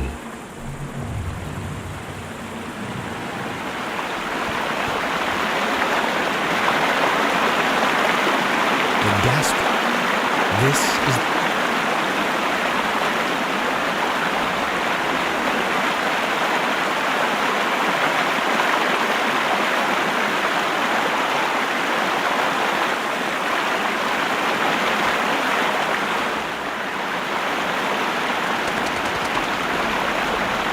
There might be something behind these leaves. We should use these metal rings to help us reach the bridge pillar. I'll have to find a way of getting there.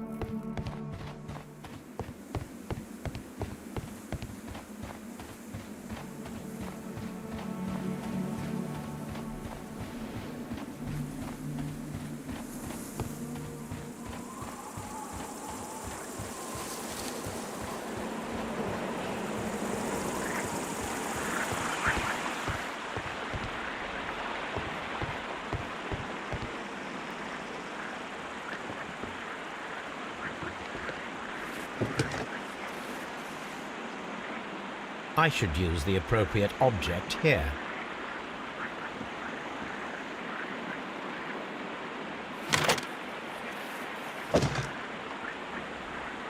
I should...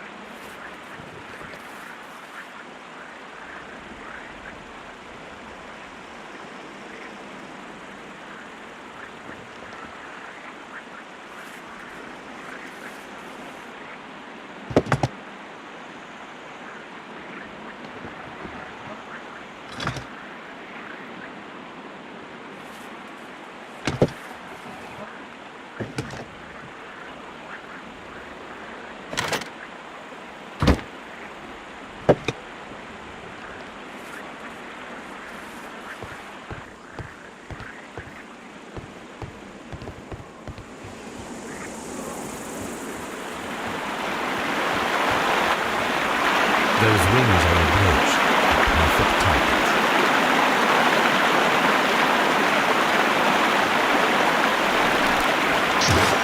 Firing your gas...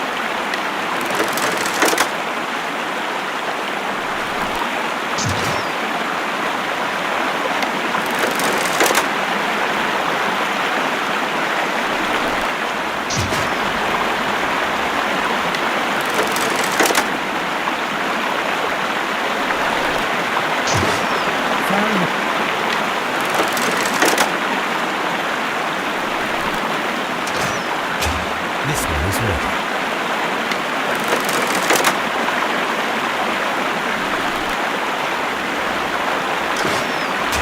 This one is ready.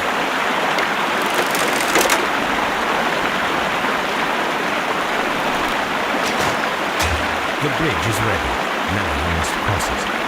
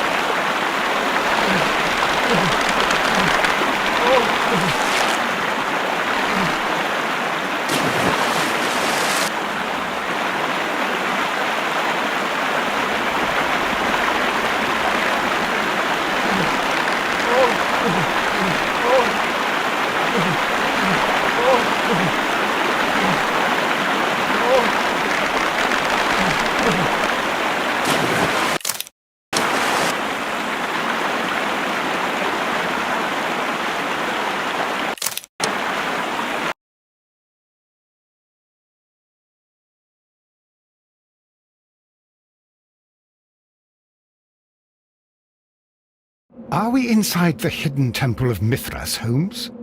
I am not sure. We had better be careful. Which way should we go, Holmes?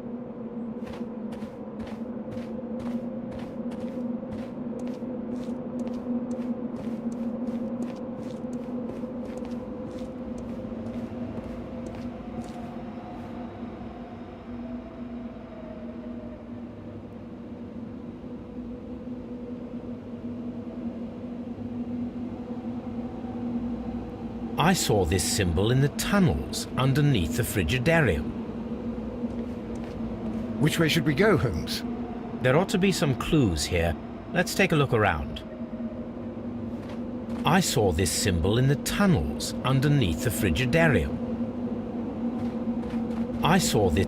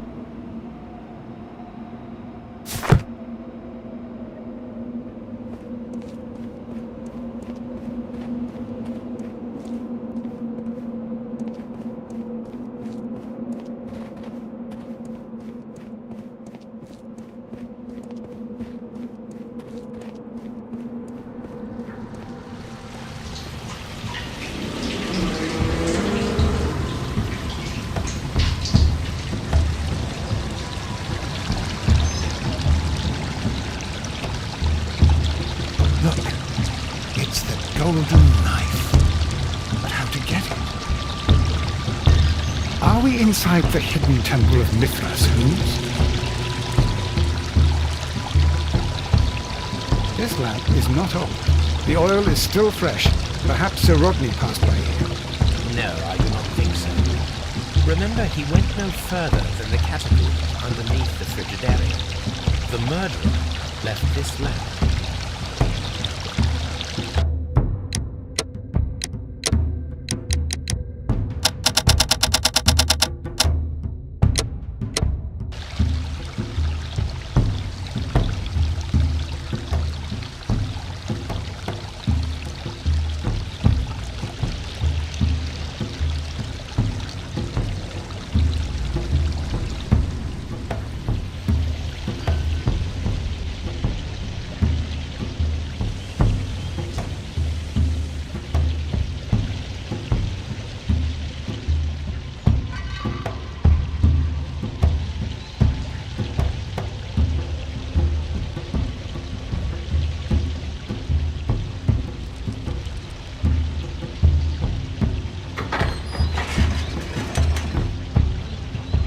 Watson, I need your help.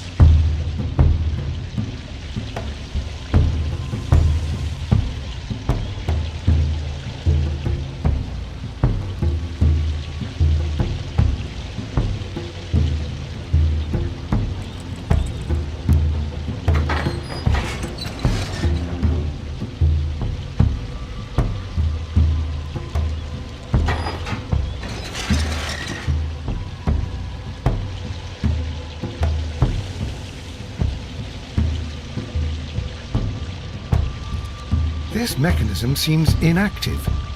Most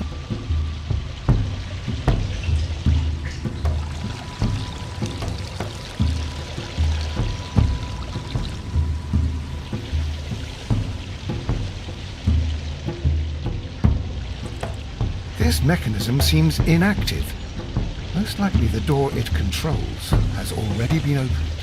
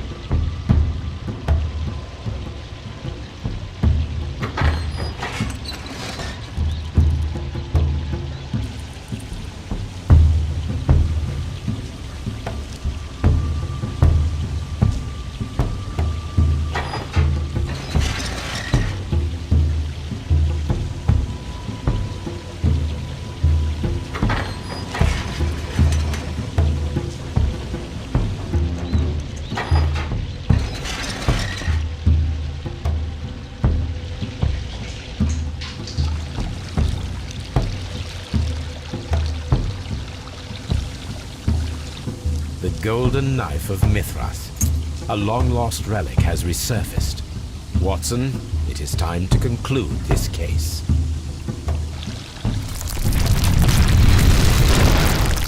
Excellent. Now, we should find another way of getting out of here.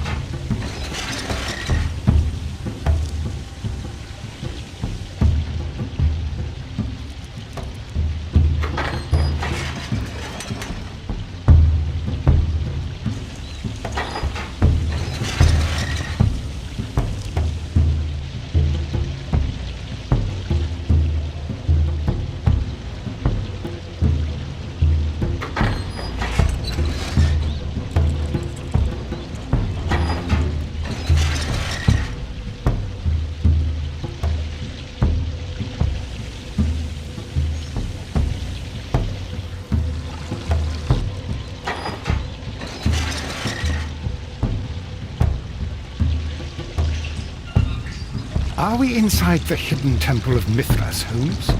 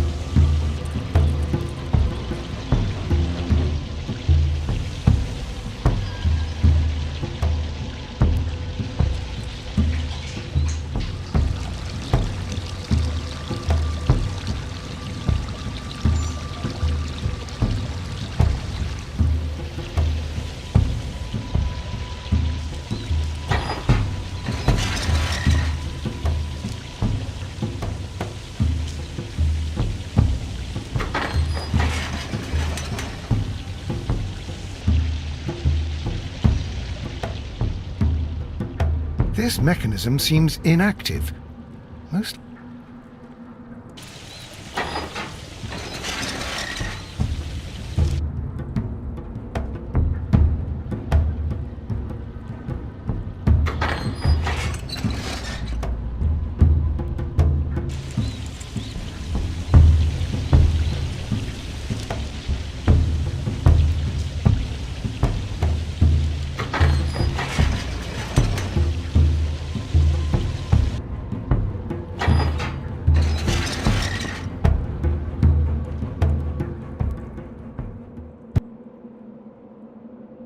I cannot leave Holmes trapped here alone, even though he did ruin my favourite handkerchief.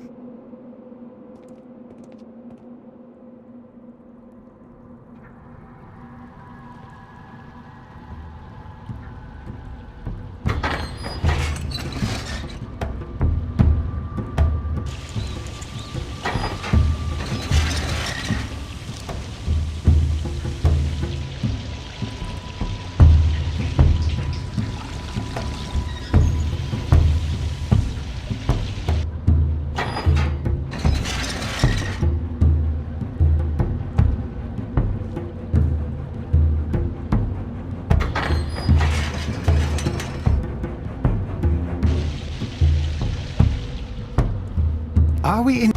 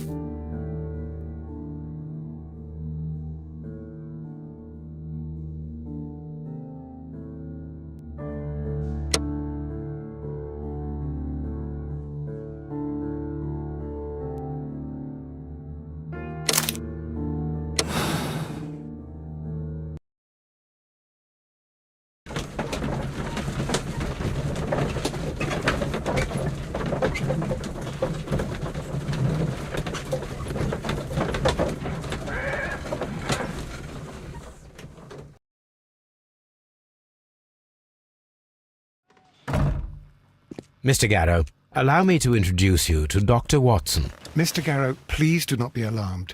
We only wish to help you. You were under an intolerable stress, but it's over now. What? I can attest that your medication affected your judgment. You will not recall, but it caused you to temporarily lose control. Did I? Are you saying I killed Sir Rodney? I am afraid so. For as my doctor will persist in reminding me every single day, drugs can be harmful. You developed a malevolent obsession with Sir Rodney. You believed him to be unworthy, sacrilegious. Oh, Do not distress yourself. Prison is clearly not a suitable environment for you. what is my environment then? You're suffering from an acute form of melancholia, but you can and will be cured. All you need is rest and detoxification. I will take care of every detail.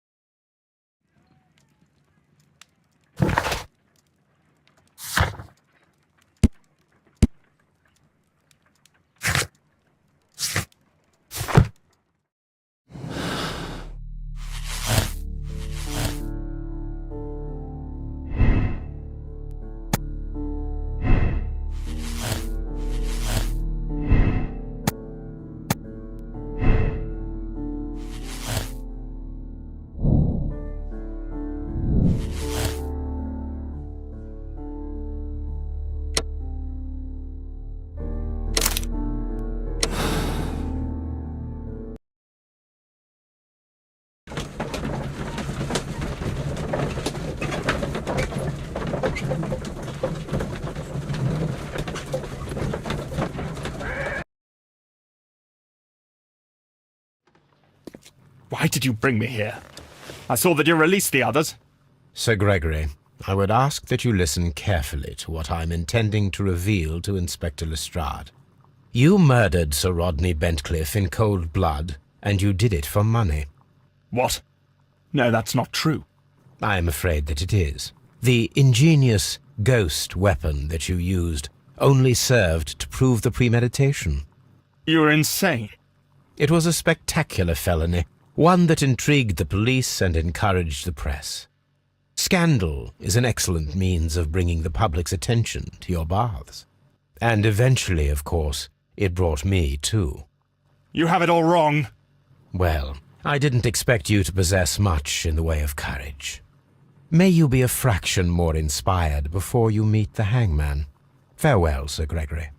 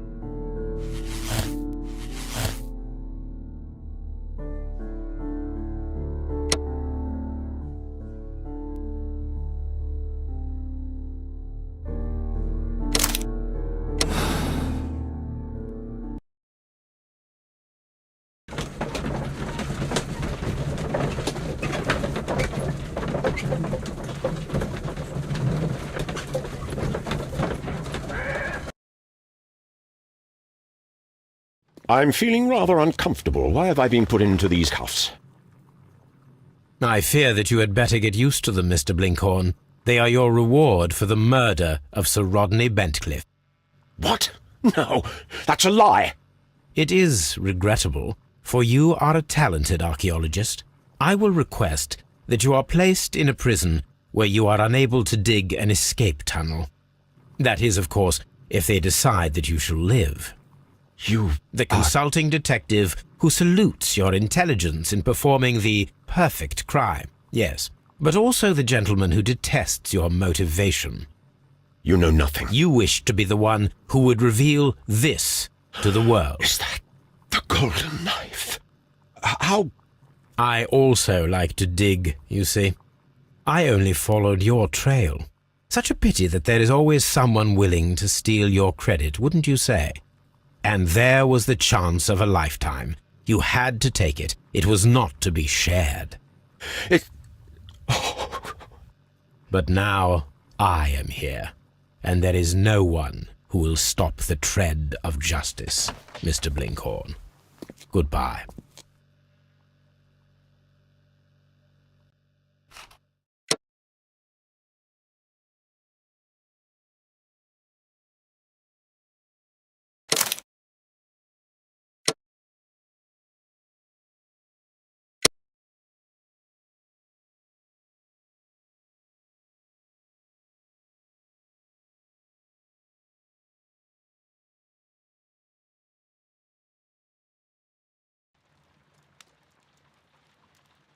Come. The game is afoot, not a word. Into your clothes and come.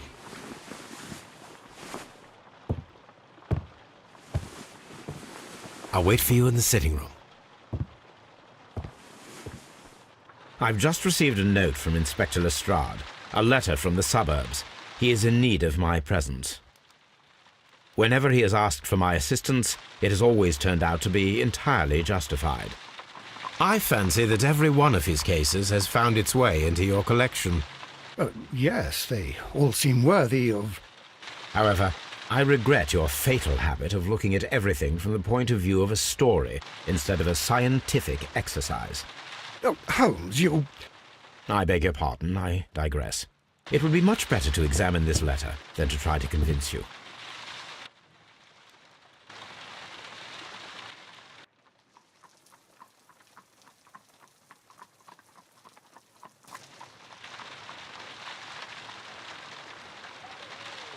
The letter is on the table, Holmes. You should take a look.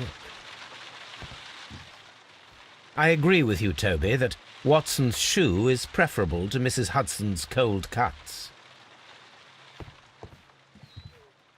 The letter is on.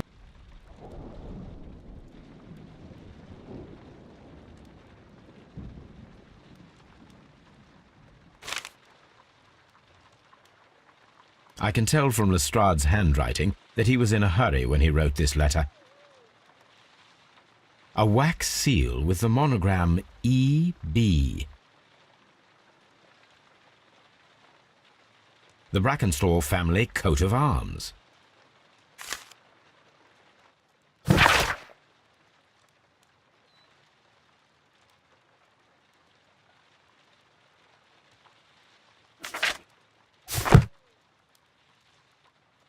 So, what is it, Holmes? Promising, as always, it appears to be a case of murder. So you believe that Sir Eustace is dead? I should say so. Lestrade wouldn't have sent for me for less. His writing shows considerable agitation, and he is not an emotional man. These people belong to high society. The quality of the writing paper, the E.B. monogram, their coat of arms. The crime was committed before midnight. Holmes, how can you possibly tell?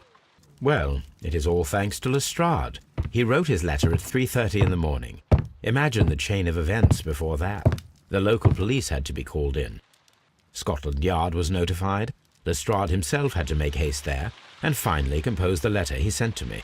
All of that makes for a fair night's work. It makes sense. Lestrade also speaks of the woman he released. That seems to indicate that she had been held somewhere during the crime. Much time has been wasted. Let us find a cab and go to Abbey Grange immediately. I live in hope of an interesting morning.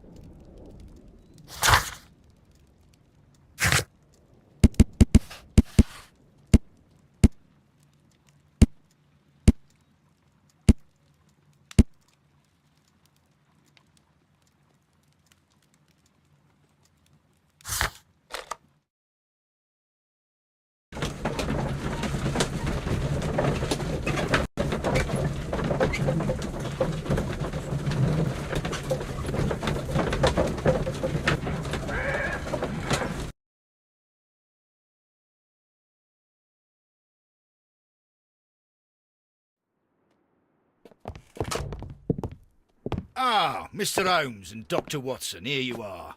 I'm very glad that you have come, but perhaps I should not have troubled you after all. And why is that? Lady Brackenstall has come to her senses, and she has given so clear an account of the affair that there is not much left for us to do. You remember that Lewisham gang of burglars? What, the three Randalls?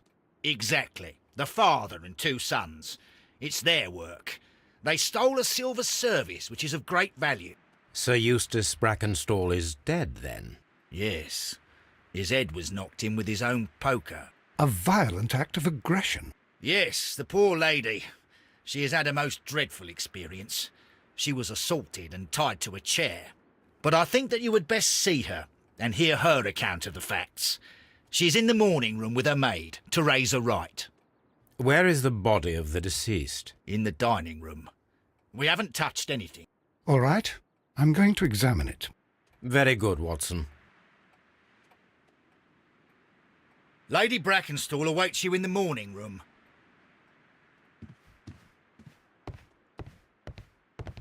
Sir Warthen Brackenstall. Lord George Brackenstall.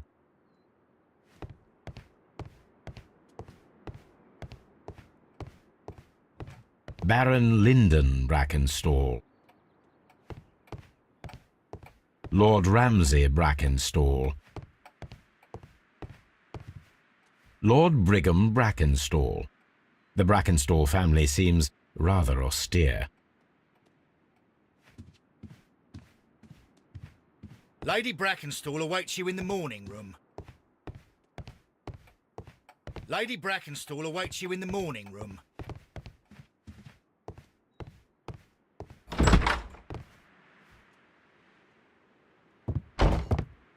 Ladies, allow me to introduce myself. My name is Sherlock Holmes. I'm assisting Inspector Lestrade in this investigation. Mr. Holmes, I am the wife of Sir Eustace Brackenstall. We were married only a year ago. I am sorry for your loss. Please accept my deepest condolences. I suppose that it is no use my attempting to conceal that our marriage has not been a happy one. I fear that all would tell you that, even if I were to attempt to deny it.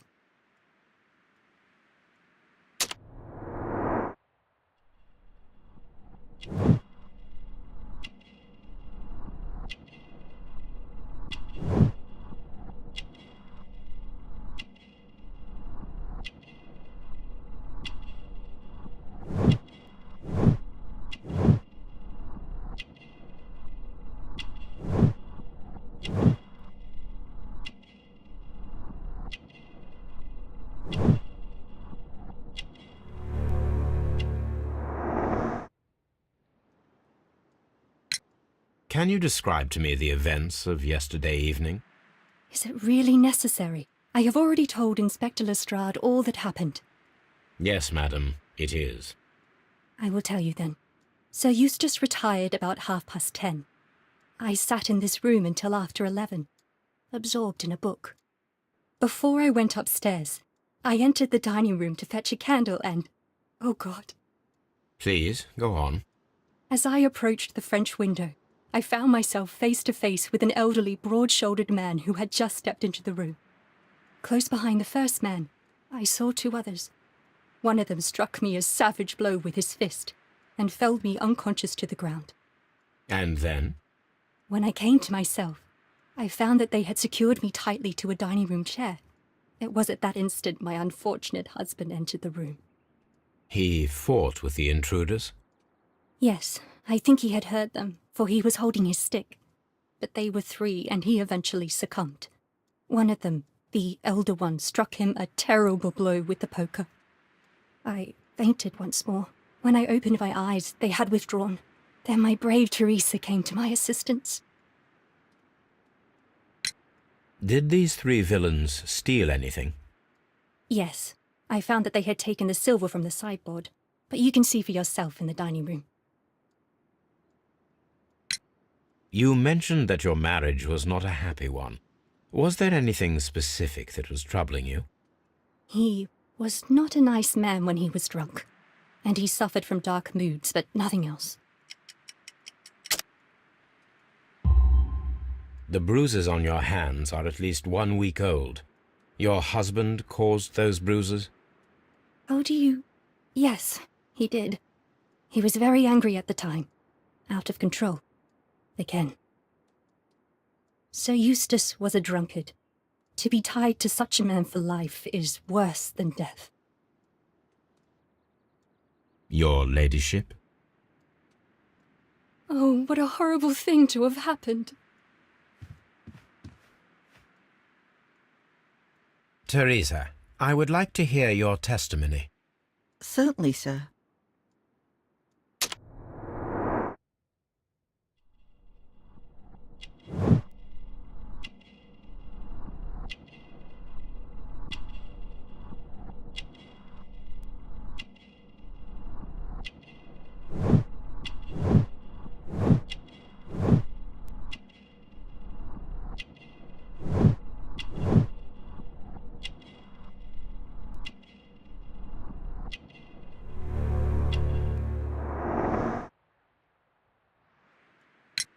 As I sat by my bedroom window, I saw 3 men in the moonlight down by the lodge gate. But I thought nothing of it at the time. Oh, if I'd known. And then? I went to bed, and it was more than an hour after that I heard my mistress scream. And down I ran, to find her tied to the chair and him on the floor with his head smashed. That's all I know.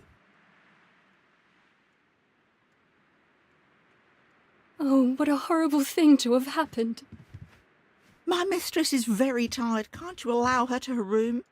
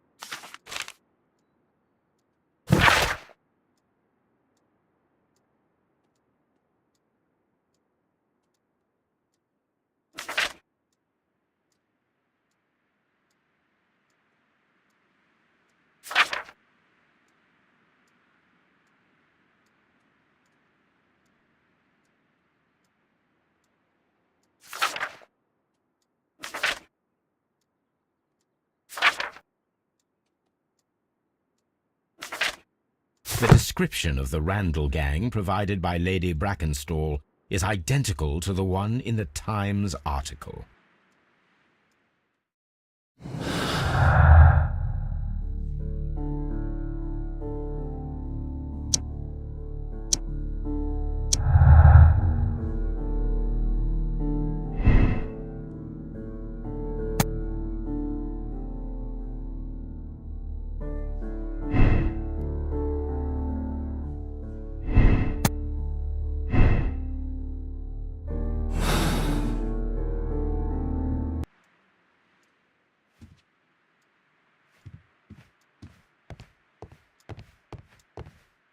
A trapper's hut.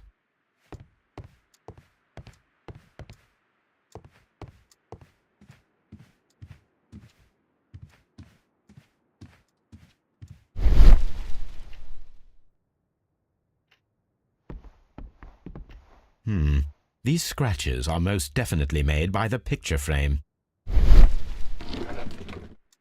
This is Sir Eustace's safe. There may be something important inside. I must ask Lady Brackenstall to open it.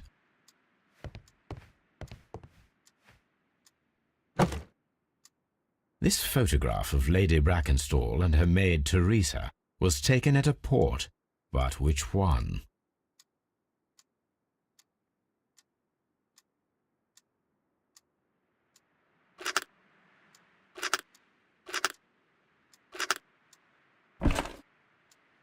So the lady and her maid came from Australia a year and a half ago on this ship.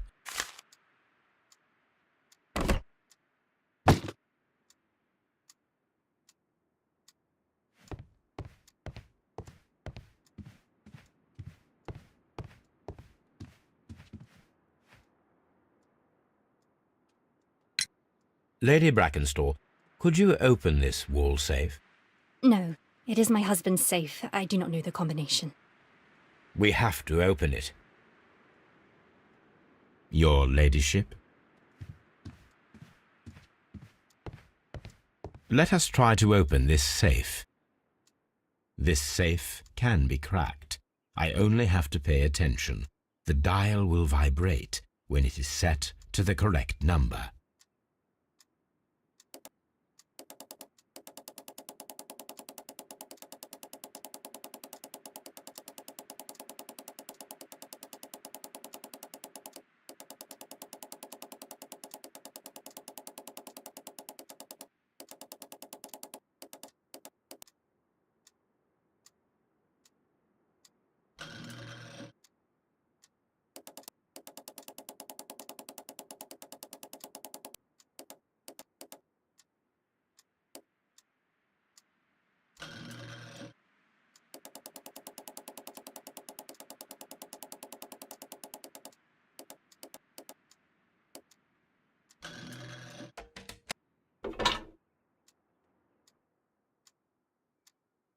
It is common practice to keep one's valuables in a safe behind a painting. It should not really pose a challenge for a criminal. Antique coins, possibly of value, but they're scattered without care. It is common.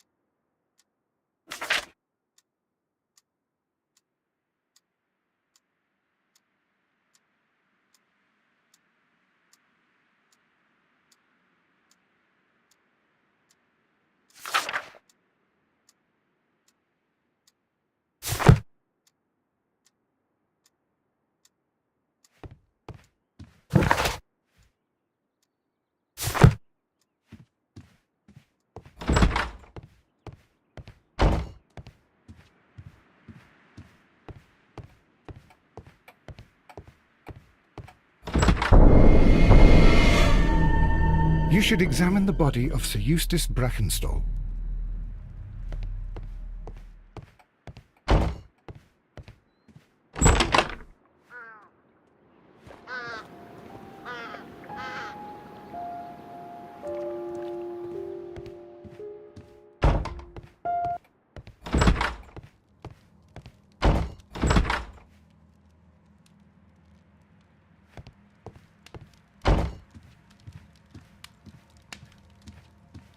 This door leads to the upstairs bedrooms. Apparently the criminals did not venture there. The hunting scene.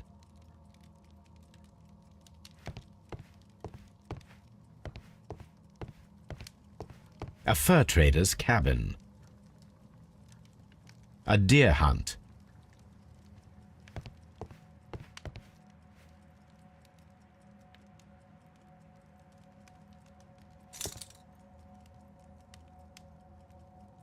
This candlestick is valuable. It is interesting that it was not also stolen. These wine bottles are expensive and mostly from France.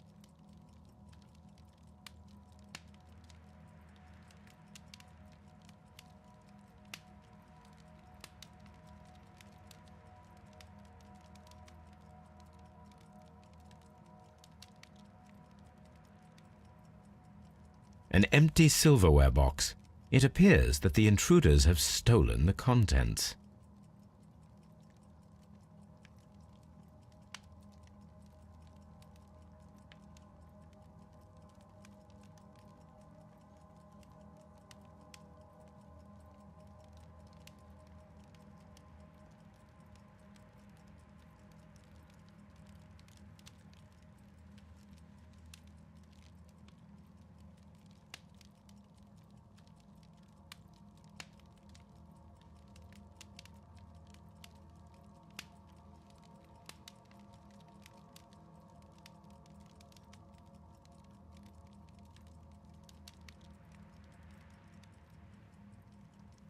A bottle of wine is missing here. The criminals did not thoroughly ransack the house. They only took a little silverware.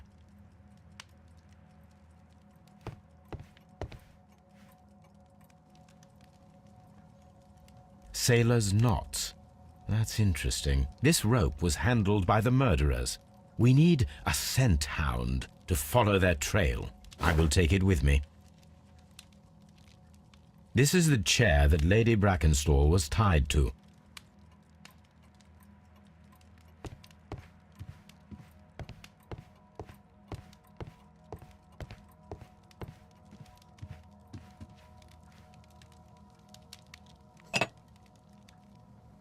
This glass has some wine traces, but no visible beeswing.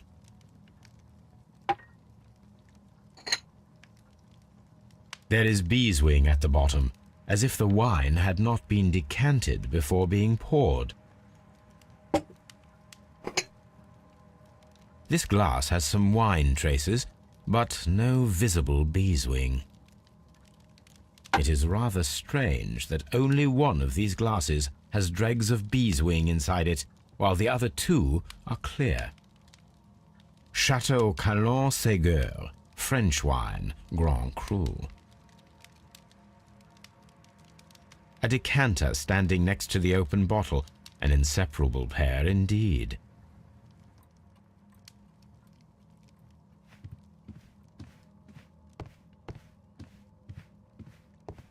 The hunting scene. Antique hunting weapons.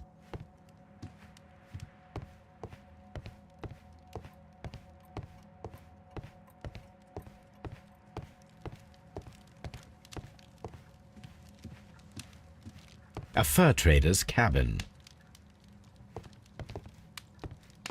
So, Watson, what have you learned from examining Sir Eustace's body?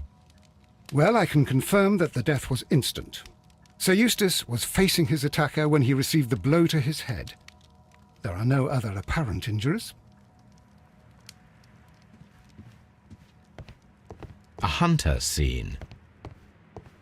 A trapper's hut. A trapper's hut.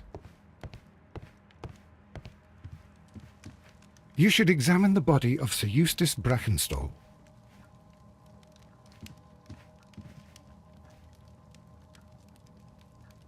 Quite a large stick, a formidable weapon.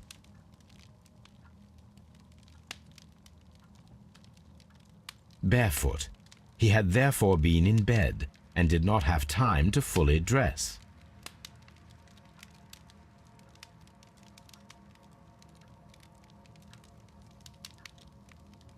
It is covered in blood. Sir Eustace might have struck his head upon it while falling from the blow. That is one possible explanation. That must be the murder weapon. The head was cracked with the force of the blow.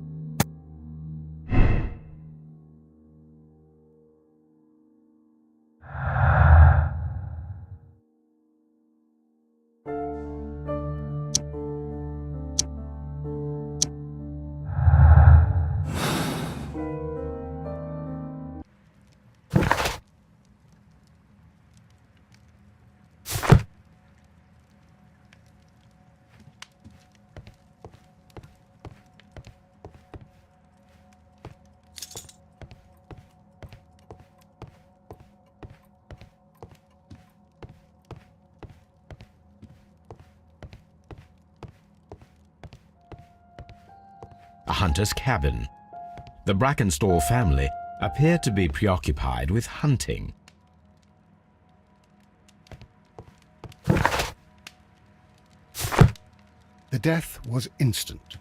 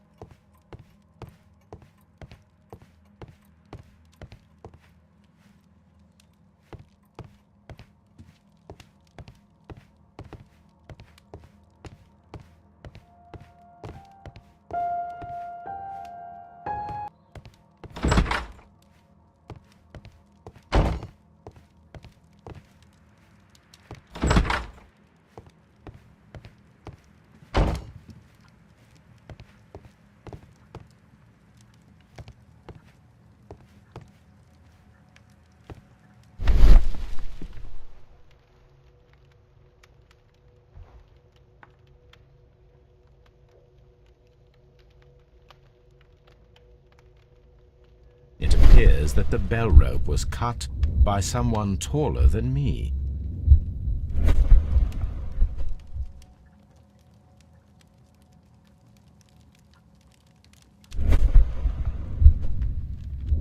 It appears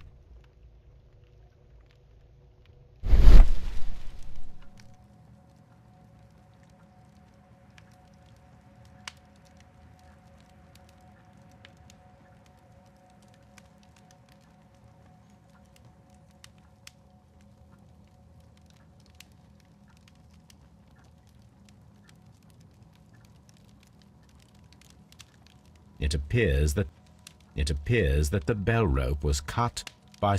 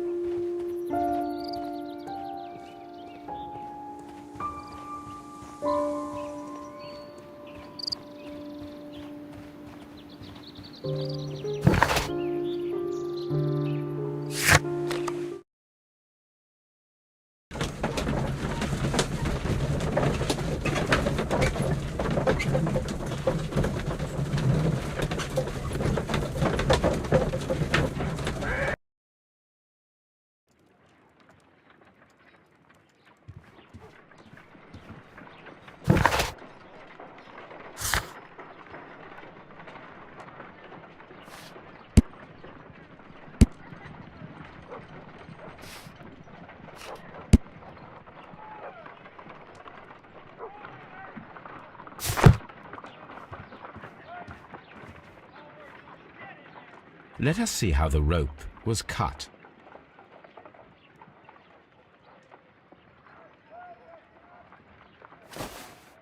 The fibers at the end of the rope are smoothly cut. Let us try to find out what tool was used to cut the rope.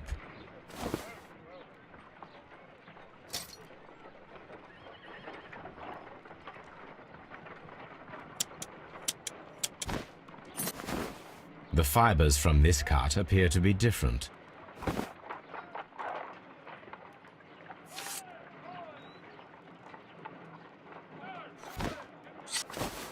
If I cut the rope with a knife, it matches the original.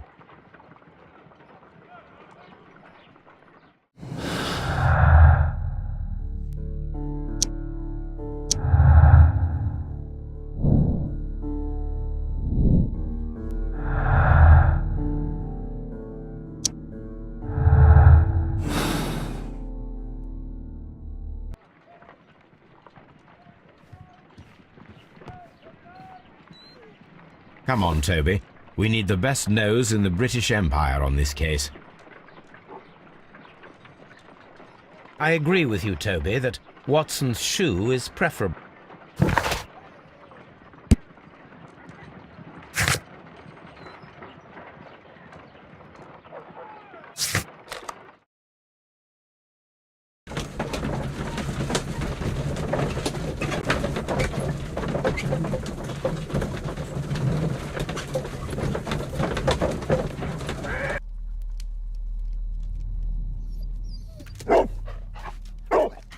Search, Toby.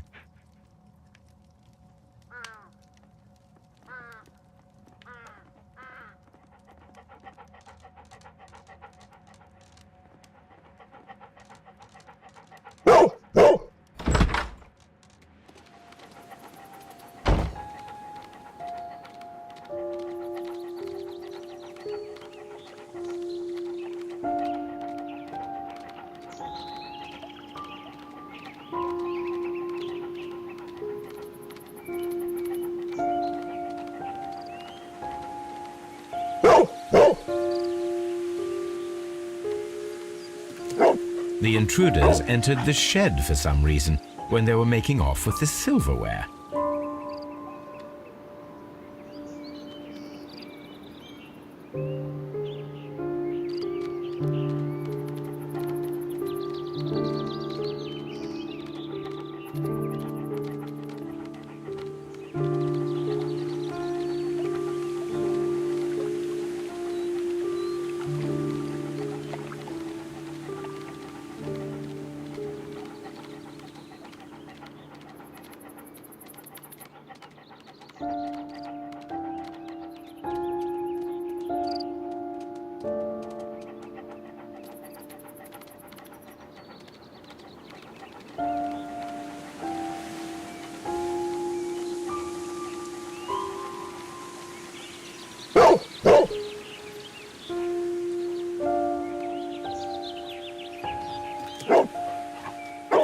The scent leads to the well. I should check it.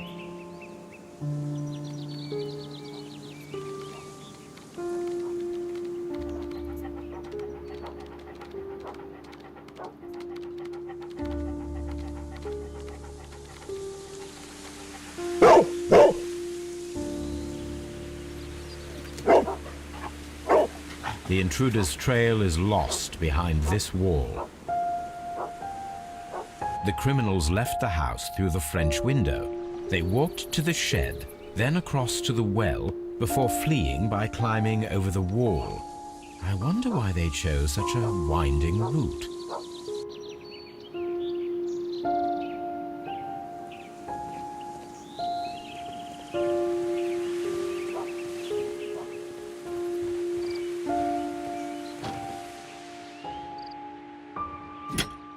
This hook might be useful. Small gardening tools, nothing of great interest. This old suitcase sounds hollow. It must be empty. Bags of seed. Some empty bags were recently moved.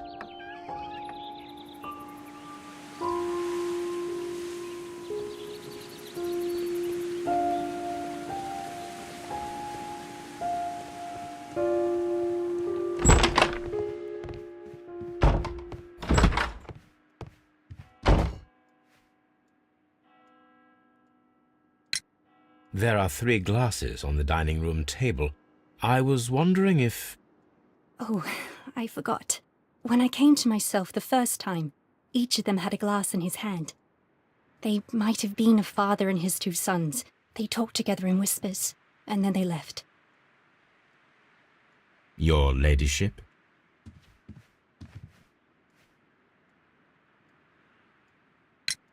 Sir Eustace's doctor speaks of his violent behaviour. Yes, Sir Eustace was an extremely violent man. A detestable human being, to be more precise. It is true that he once threw a decanter at me, and all because I dared to stand up to him in defence of my mistress. Sly devil. God forgive me that I should speak of him so now that he's dead, but a devil he was, if ever one walked the earth. We met him only 18 months ago. She'd only just arrived in London. Yes, it was her first voyage. She'd never been from home before. Wonder with his title and his money and his false London ways. If she made a mistake, she has paid for it, if ever a woman did. She doesn't have any friends here, so it was specially hard for her.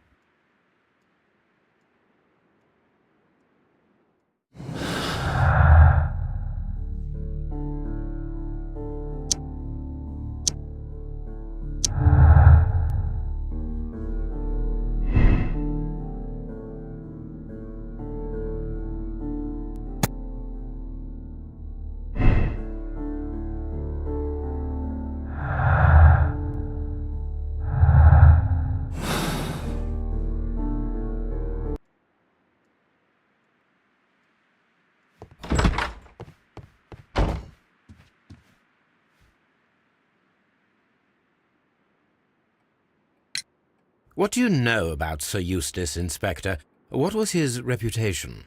A charming man when sober, but an absolute demon when he was drunk. In such moments he was apparently capable of anything. Why, once he splashed fuel on Lady Brackenstall's dog and set it alight. Another day he threw a decanter of wine at Miss Wright's head. The alcohol seemed to madden him.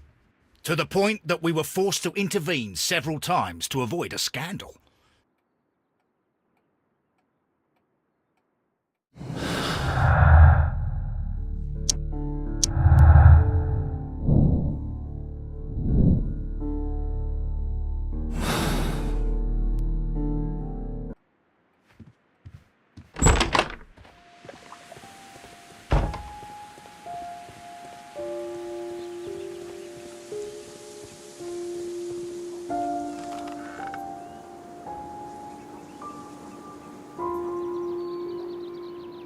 There's something glittering at the bottom there, but how can I reach it?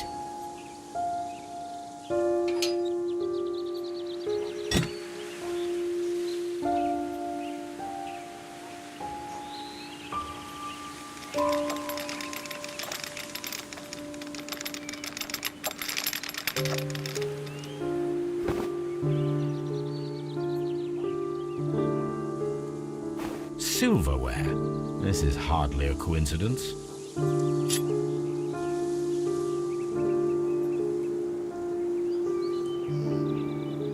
The Brackenstall coat of arms. It appears that we have found the stolen silverware.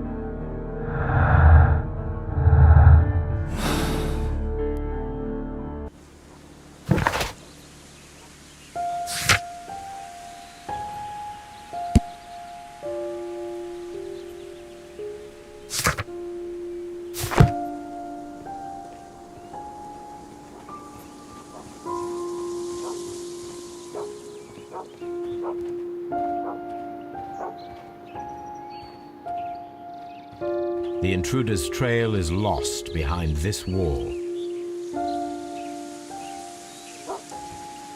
Brave Toby, the best nose in the British Empire.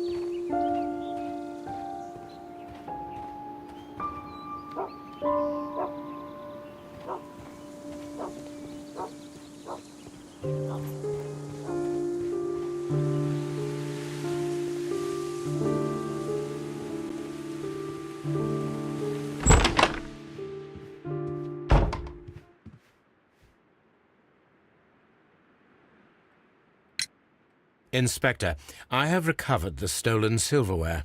You are a wizard, Mr. Holmes. And where is it? In the garden well. Excuse me? Unique, isn't it? Rather absurd. What is the point of stealing silverware and then throwing it down into a well? Perhaps it was used as a temporary hiding place, or simply the thieves wanted to get rid of it. It is up to us to solve this mystery.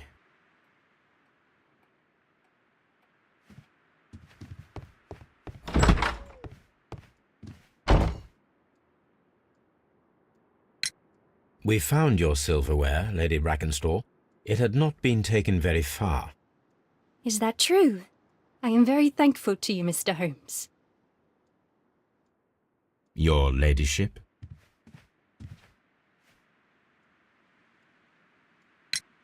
We found your mistress's silverware.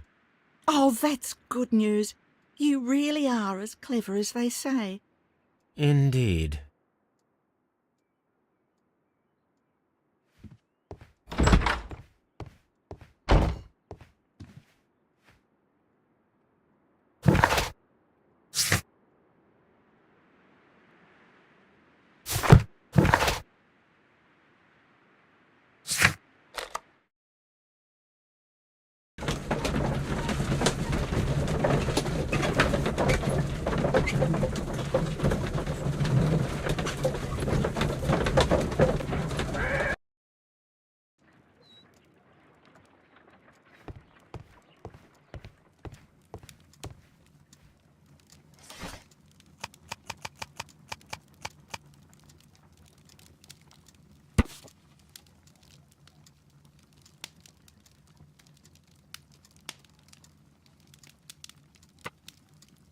Here it is.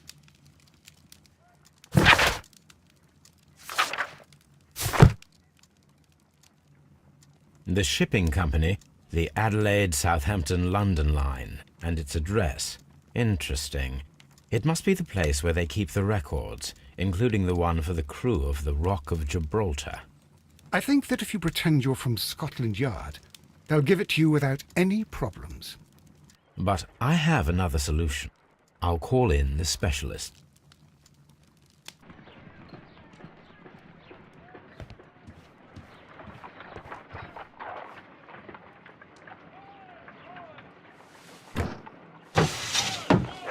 Wiggins, could you come upstairs, please?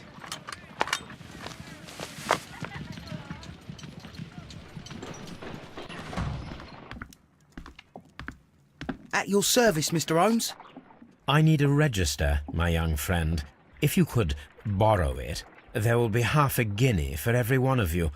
I need the crew list of the Rock of Gibraltar in 1893, and their current employment. I'm straight on it, Mr. Holmes. Do you really think they'll find it, Holmes? My secret police is better than the Yard in many ways.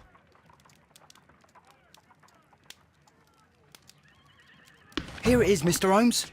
But we can't take it back. It's too risky. Put it on the table. I'll take care of it. Good work, young Wiggins.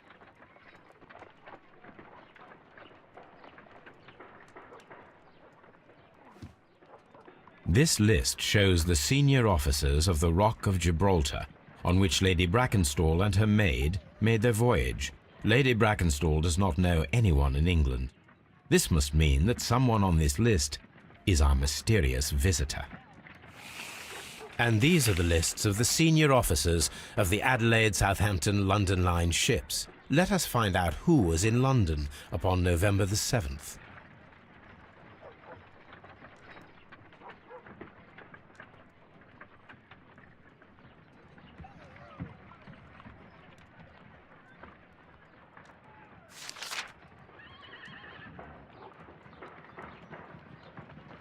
This list shows the senior officers of the Rock of Gibraltar, on which Lady Brackenstall and her maid made their voyage.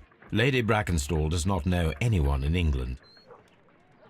This officer was on a ship that sailed half a month ago. He wasn't in London at the time of the crime.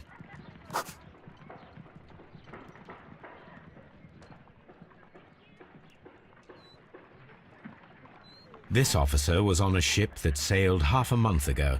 He wasn't in London at the time of the crime.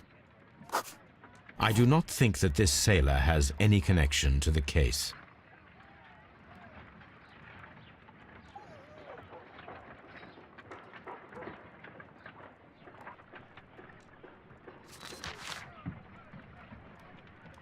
Mr. Jack Crocker was in London upon the date of the crime, and he is due to depart in 2 days.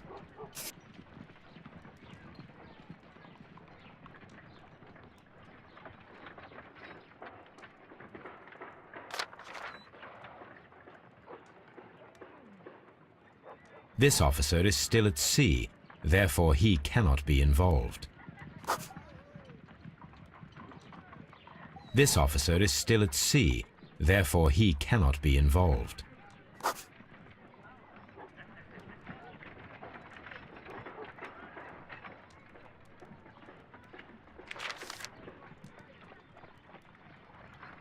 This officer is still at sea, therefore he cannot be involved. This officer is still at sea, therefore he cannot be involved. Captain Jack Crocker is our mysterious visitor. He was the only one around at the time of the murder.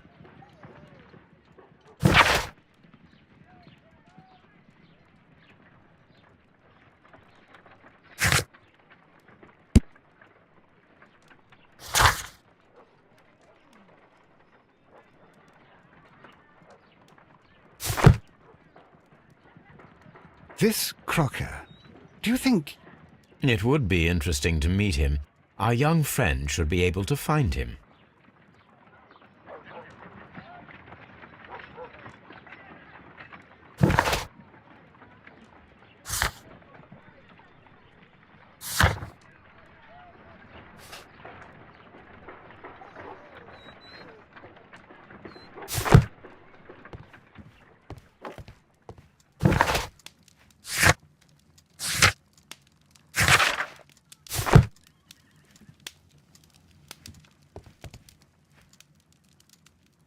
Wiggins, could you find a way to bring this Captain Crocker here to us? Here?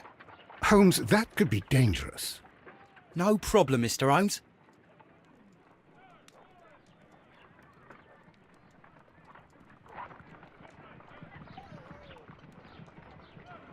Mr. Holmes, I was informed that you were looking for me, and I'd like to know why. Yes, it is important that we talk. You will soon understand why.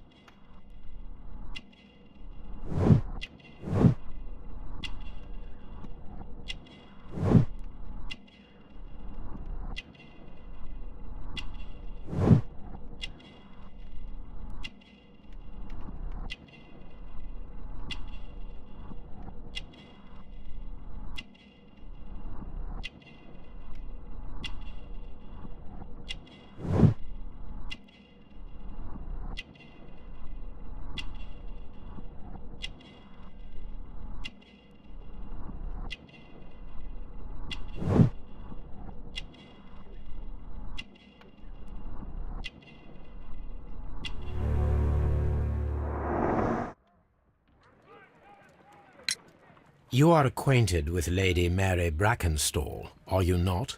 Yes, I think I do remember her, from when I was first officer, but I still don't see... It seems your relationship went beyond that of mere passenger and first officer. How dare you? Indeed, how reckless a feeling is love, particularly if one is prepared to commit a murder in its name. Explain yourself this instant. You are aware that the murder made the headlines of the morning press. You read the newspaper report, but to your dismay found it much fabricated. Once you learned that I wanted to see you, you came straight away. You needed to know what I had found. You... and what do you know? That evening, you were with Lady Brackenstall, despite the danger. I'm not afraid, Mr. Holmes. Besides, all of this is just guesswork. You would be right, if there was no evidence. What then?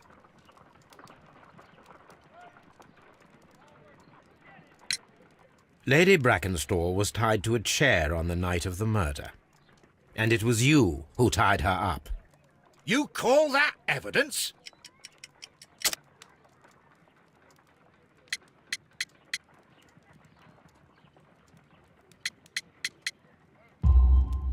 Yes, as she was tied with a sailor's knot. Your handiwork. So, it's a sailor who's done it. That proves nothing, Mr. Holmes. I'm not the only sailor in London right now. Your theory is flawed anyway. On the night of the murder, I was aboard the Sharp. I was supervising the repair of a porthole. At night? It was an emergency. There was a leak. You can ask the ship's carpenter. He can confirm. I'm sure that he can. Perfect. In that case, we have nothing more to talk about. Good evening, gentlemen. Holmes, what should we do now? Would you like to check his alibi? No. There is no doubt that these men will testify in his favor, and there will be no way to check. So what then? So, we must work with what we have. We have all the puzzle pieces. Now I understand why you dissected the bell rope.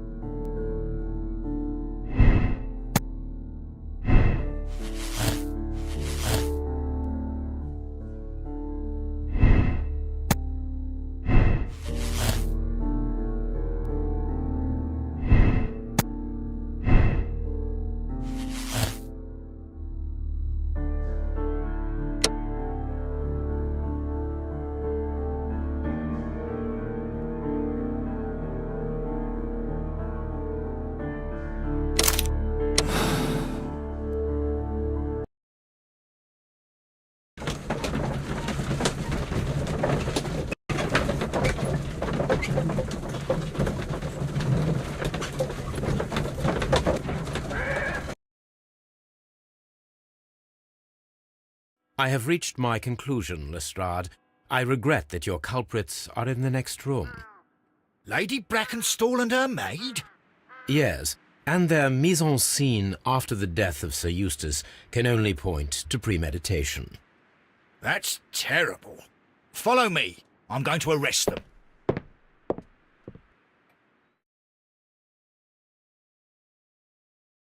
Ladies, I must arrest you both for the murder of Sir Eustace. What? But that's impossible. We are innocent. Madam! You'll tell that to the judge. Come with me now. You are making a serious mistake, Inspector. You too, Mr. Holmes, which is rather surprising of you. Or rather, impossible.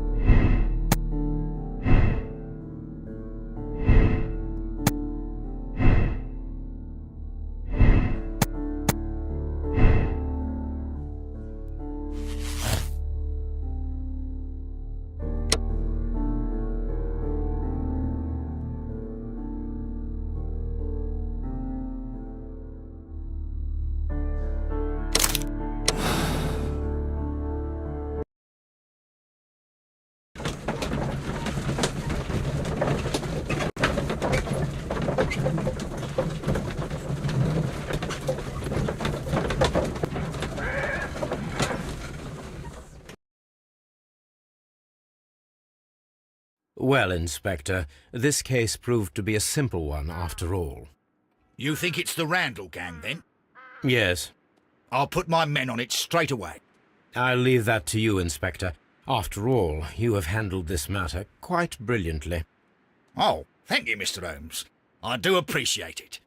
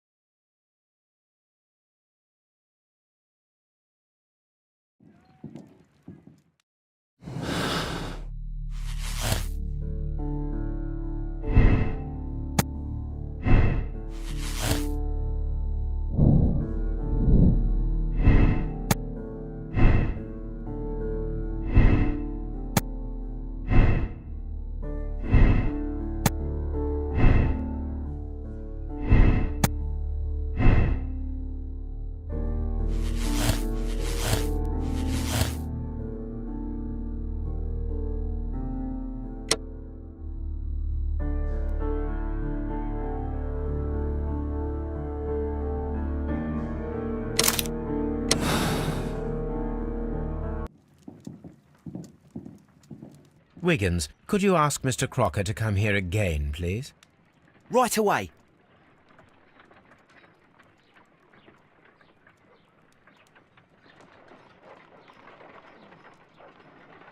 Why did you make me come here again, Mr. Holmes? It is over. I know that it was you who killed Sir Eustace Brackenstall. What? I know, because of the height at which the rope was cut. The knife used was a sea knife, the knots were sailor's knots, and not least the sheer force that was put behind the killing blow. And because you are the only one who knows Lady Mary Brackenstall in London. And because you love her. It's true. It is time for you to tell us the whole truth. I admit that I loved Mary madly from the first day that I met her. But I never did come to visit her, for I believed that she was in a happy household. When I talked to her maid, who told me everything, I was insane with rage. I was due to set sail for 6 months away. I wanted only to see her again. But it turned into a damnable nightmare when he barged in. He dared raise his hand to her. He was not even worthy of licking her boots. Oh, I regret nothing. I admit I killed the monster out of love for her. She will forgive me if she is able. Lady Brackenstall already forgave you. She said nothing. Mary. But that makes her an accomplice as well as her maid. It places her in danger yet again. Mr. Holmes. You would not have managed to protect her. Till I die, do you hear me? Here is a letter that sets everything clear, and it is the one that should be disclosed to the police. I am the only culprit. Mary had nothing to do with it. Now it is time to end this.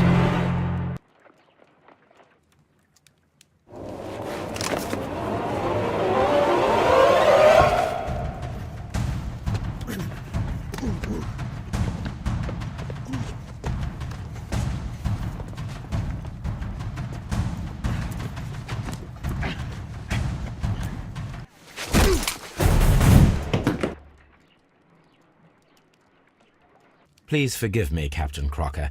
I wished only to test your sincerity, and your words and deeds have far exceeded my expectations. See here, Captain Crocker, we'll do this in due form of law. You are the prisoner. Watson, you are a British jury. Captain Crocker, the evidence shows that you acted without premeditation and used reasonable force to protect an innocent victim from her husband's brutality. Your devotion pushed you to attempt to kill yourself in order to protect the one you love. Now, what say you, gentlemen of the jury? Not guilty, my lord. Vox populi, vox Dei. You are acquitted, Captain Crocker. So long as the law does not find some other victim, you are safe from me. Mr. Holmes. It is a great responsibility that I take upon myself, but I will give Lestrade an excellent lead, and if he can't avail himself of it, I can do no more. Come back to your lady in a year, and may her future and yours justify us in the judgment which we have pronounced this night.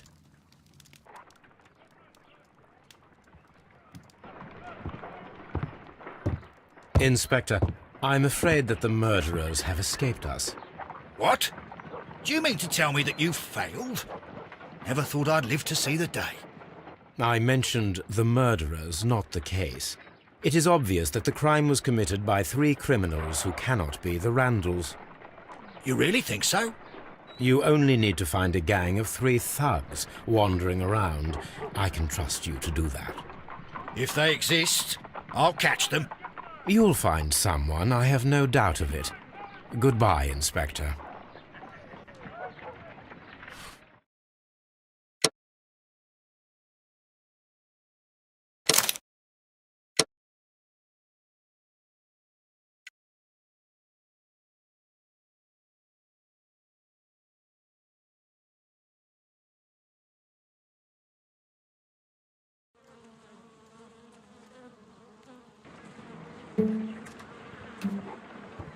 Holmes, for heaven's sake, whatever's going on? Oh, hello, Watson. You're early. Did you kill all of your patients? What? Holmes, where have all these wretched bees come from? I increased the temperature of the room so as to prevent them from hibernating. I needed to take a sample of honey. But it worked, Watson. We will have honey all year round. Ridiculous and dangerous. They're domestic bees, Apis mellifera, such industrious workers. Anyway, Watson, I am sorry, but I must leave you. I'm in rather a hurry. You have a new case? Yes, but nothing as thrilling as this experiment. A theft of plants at the Royal Botanic Gardens in Kew. I'm helping a minister who's an old friend of mine. You can join me if you like. Well, I'll admit that I'd far rather accompany you than remain alone here with these workers of yours. Besides, you'll need a helping hand with the flowers you're intending to bring back. Watson, however did you guess? For the great Sherlock Holmes to bother with the theft of plants. Come on, admit that you're planning to spoil your little bees with some rare pollens. Since when did I become so transparent? Let us go.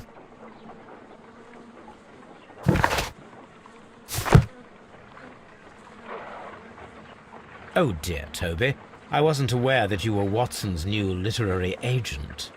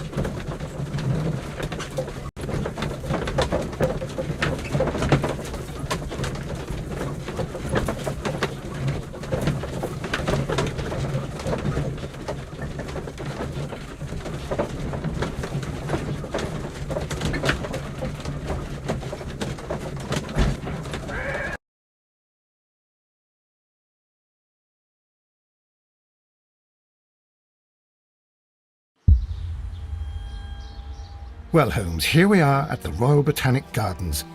There's no doubt that this place is beautiful. But are you really intent on investigating the theft of the plants? Yes, of course. What are we doing, Holmes? Let us find someone who could help us.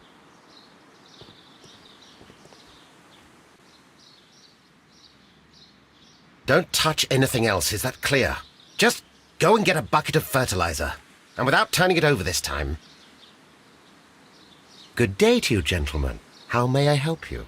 If you are here for a visit, please do come back on Sunday. I am afraid that it cannot wait. My name is Sherlock Holmes, and this is my friend and colleague, Dr. Watson. We are investigating the theft of plants that took place here 5 days ago. A remarkable collection, I believe.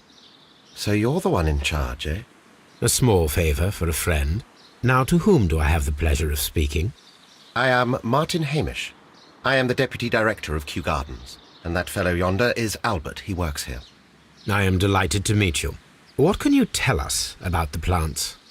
They were rare and exceptional plants. We presented them at our last exhibition. We haven't removed the stand yet. It is still in the large glass house. We only learned of their disappearance the evening after the exhibition, and nobody saw anything. No doors were forced?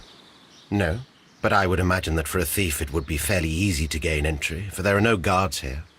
Well, if you don't mind, we will take a look. Now, you say that it is in the large glass house.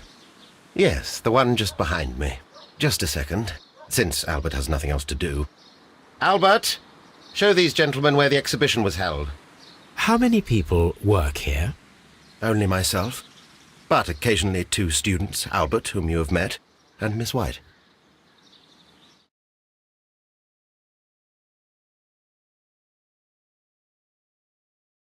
Here it is. This is the place where the stolen plants were exhibited. Thank you. Is there something the matter? Yes, there is. All right, the plants were valuable and rare, but it seems to me that the tragedy that took place here only 2 days ago has been entirely forgotten already. What tragedy are you referring to? The director of Kew Gardens, Mr. Montague Dunn, he died here just 2 days ago. We're very sorry. We were not aware. The two of you were good friends? He was my father. Oh dear. Our condolences. We should not be troubling you. Please do excuse us for the intrusion. You say that he died here, in the large glass house? Holmes? Yes, just here, near the door to the colonial collection. He suffered a heart attack, just like that, so suddenly. It was terrible. Excuse me, gentlemen, but I cannot remain here. If you need me, I'll be in the reserve. That's the room next to the front of the large greenhouse. Of course, we understand. What should we do next, Holmes? Do not touch.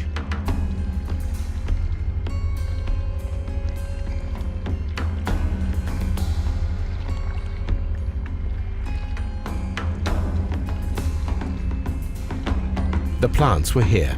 All of them were stolen. Do not touch.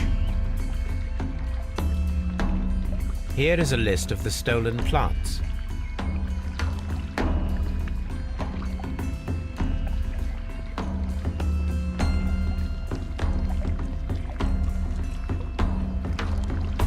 These trees, with their roots in water, must originate from Louisiana. Ah, yes, the bayou. I remember our visit in the case of the Awakened.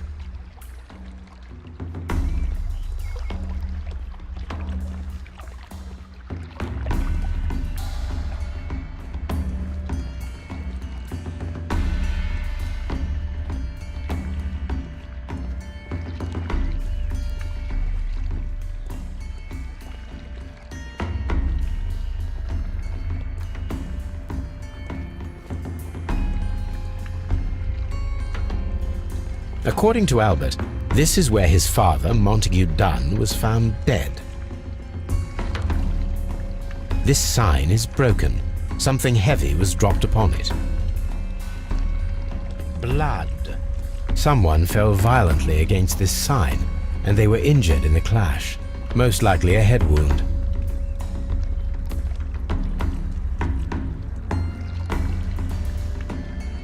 Fragments of a flower pot. It fell down here.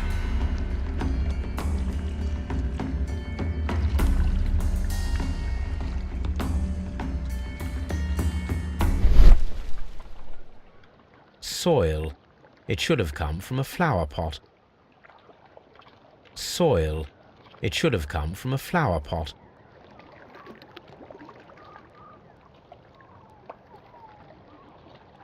This pot was broken fairly recently. A flower pot recently fell down from these shelves and was misplaced.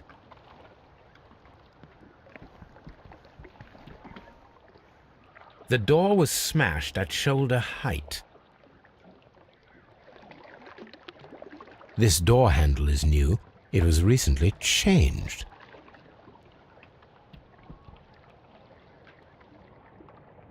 The esconsson was breached near the handle. The door was forced from the inside of the Colonial Collection Room. The handle was changed afterwards. I think we need to inspect the Colonial Collection Room.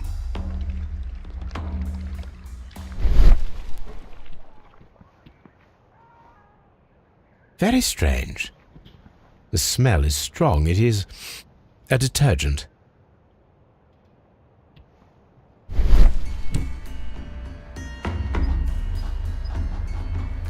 This broken fragment was the result of a heavy blow. A fragment of marble, most likely chipped from a statue or sculpture.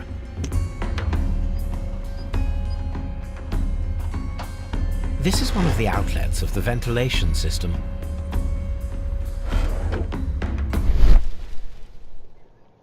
These windows were perfectly cleaned. Part of this greenhouse was emptied and thoroughly cleaned.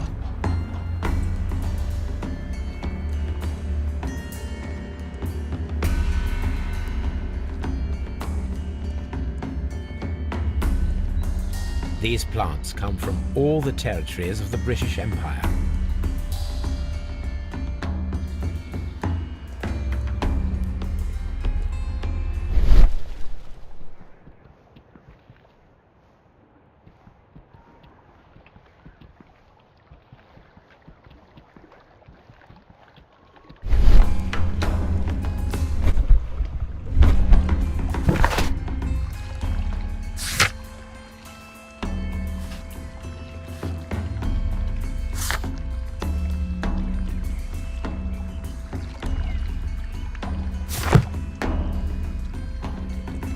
What should we do next, Holmes?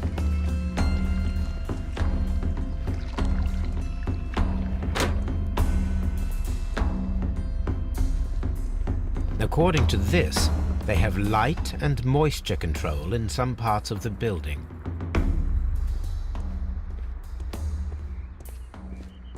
Water lily greenhouse. According to this, they have light .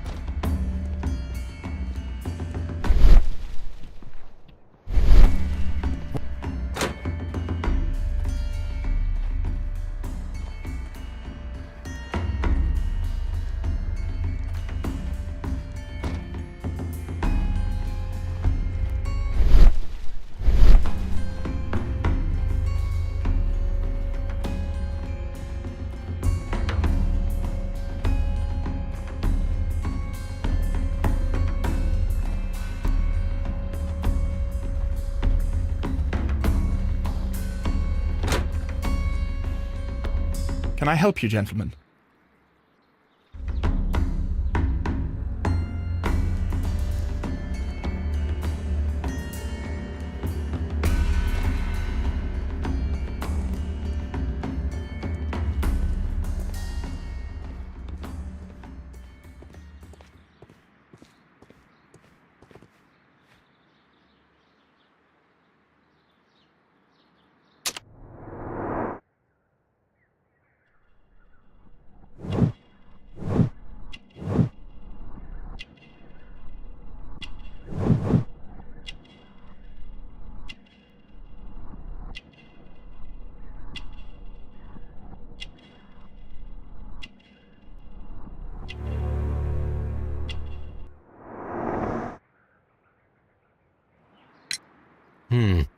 Do you work here? Yes, but part-time only, for I'm also studying botany at the University of London. You're following in your father's footsteps, then. That is commendable. Well, even if botany is not my strongest suit, there are people who say that I could be a good manager. Thank you, young man. We shall see you again soon.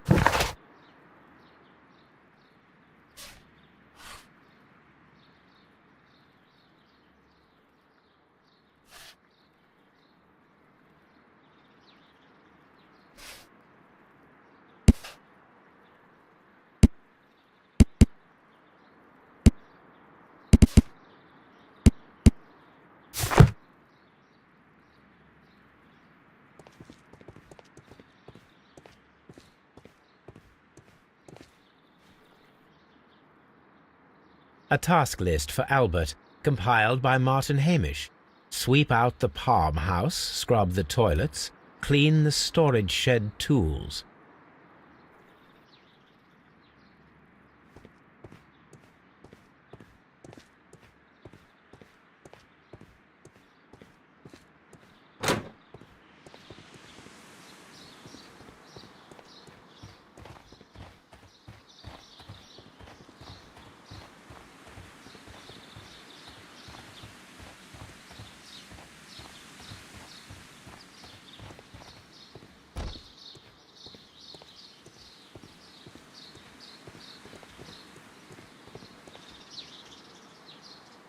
Colonial Collection. Director's Office, Cloakroom and Laboratory. Palm House. Water Lily Greenhouse. Dry Tropics. Nursery. Seed House. Ventilation System.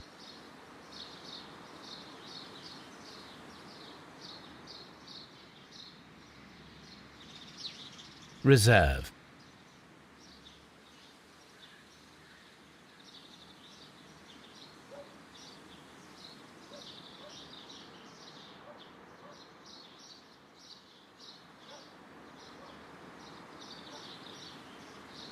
A map of Kew Gardens.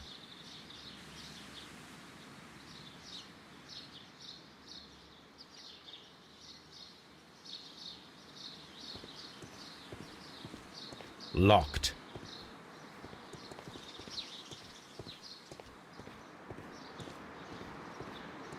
Locked.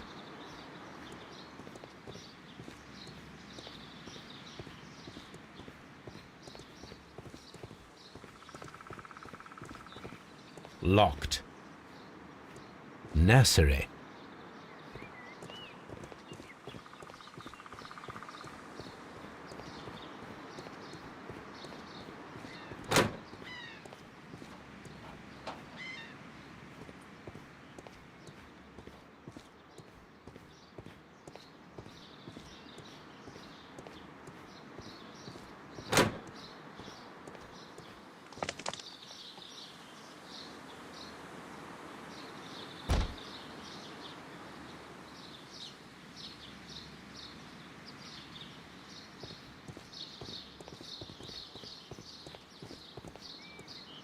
Locked. Nursery. Seed house. Locked. There is a smell of burning.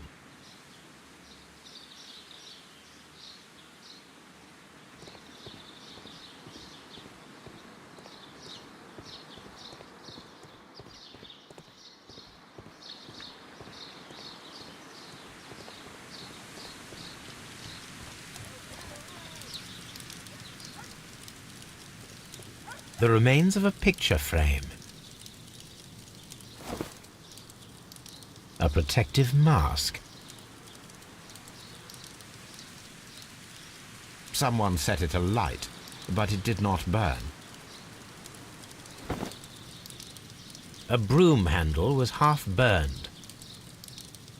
A door handle? Why would anyone throw such a thing in the fire?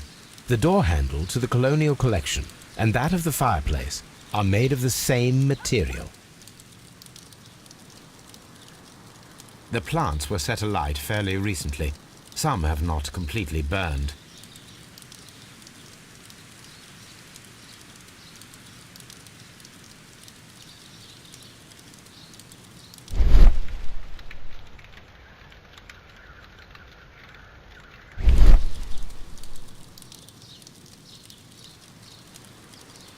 The symbol is not from Kew Gardens.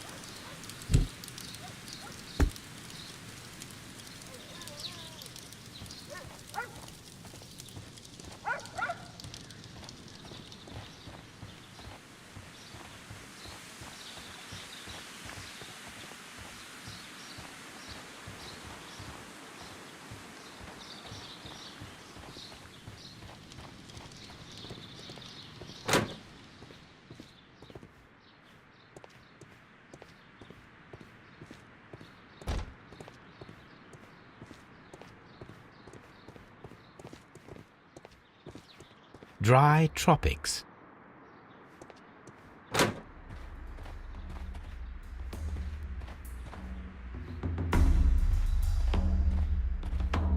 These flower pots are beautiful.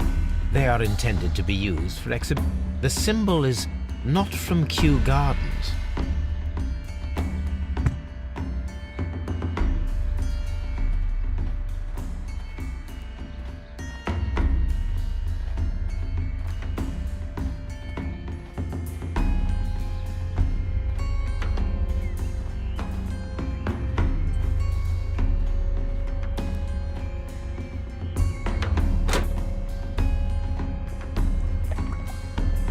Dry tropics.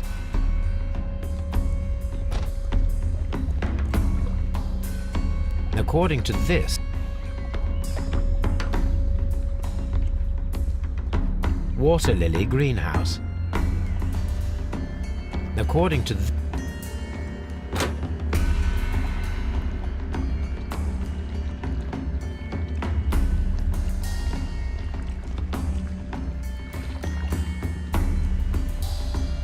According to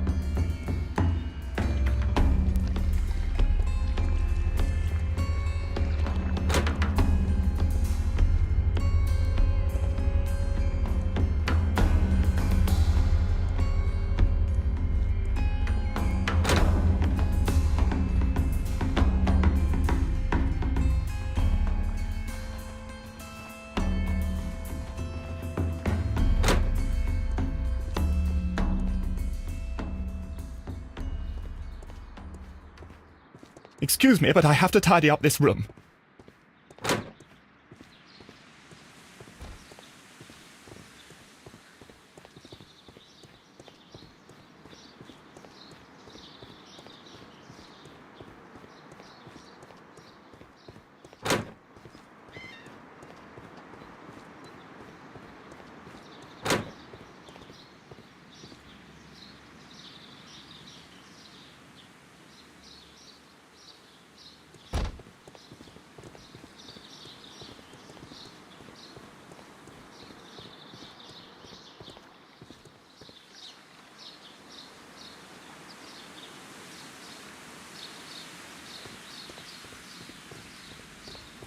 locked.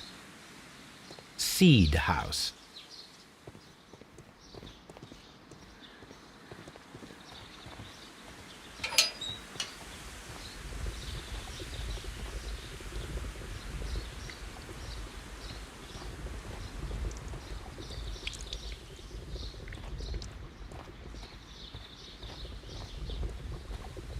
A ventilation system.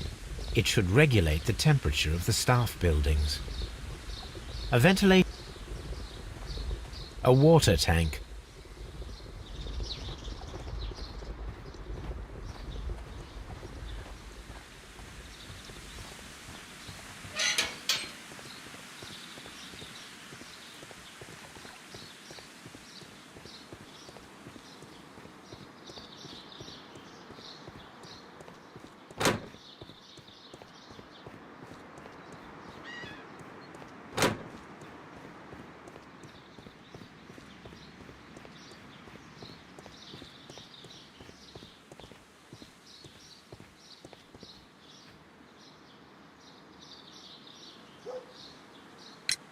Albert told us about the tragic death of Mr. Dunn, the late director of Kew Gardens.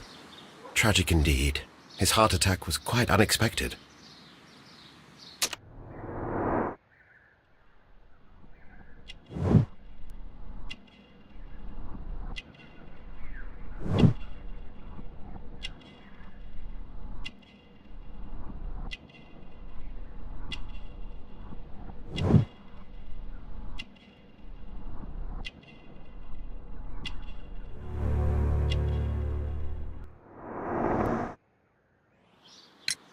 Would you unlock the doors for us? Do you expect to find the stolen plants there? I am sorry, but those rooms are private. Thank you, Mr. Hamish. We shall continue our investigation.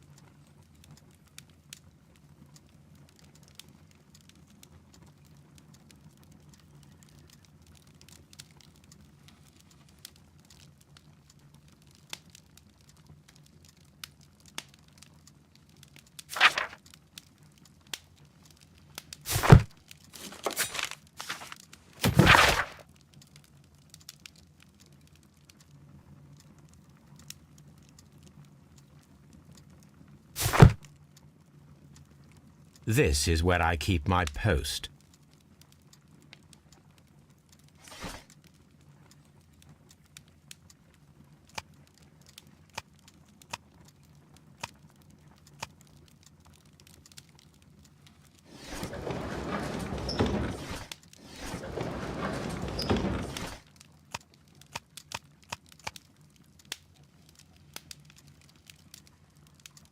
That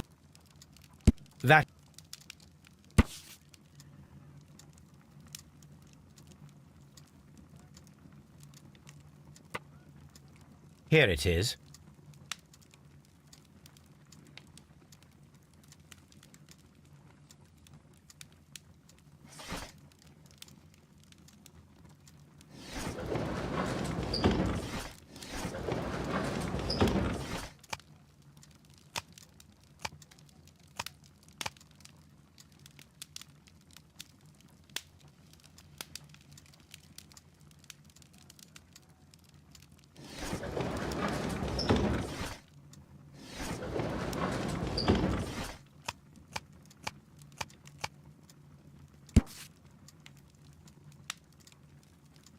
Here it is.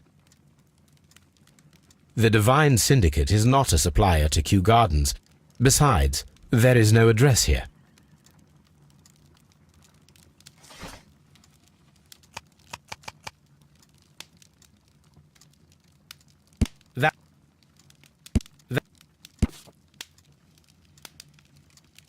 Here it is.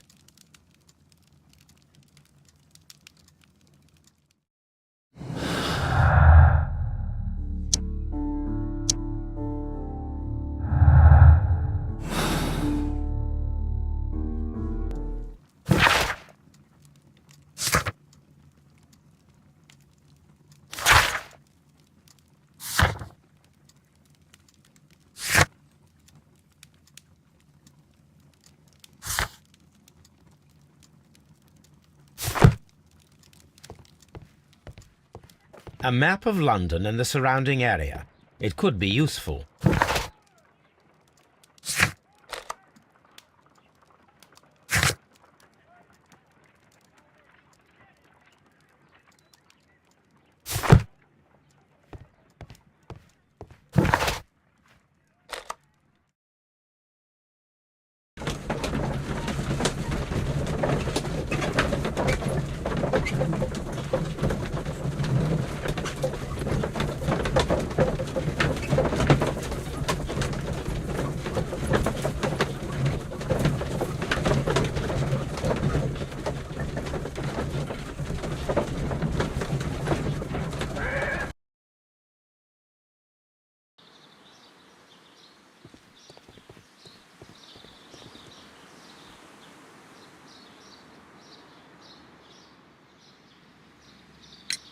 Are you aware of the Divine Syndicate?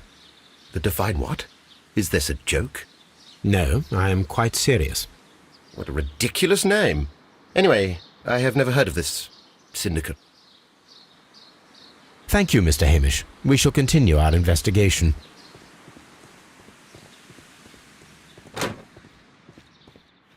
Pa.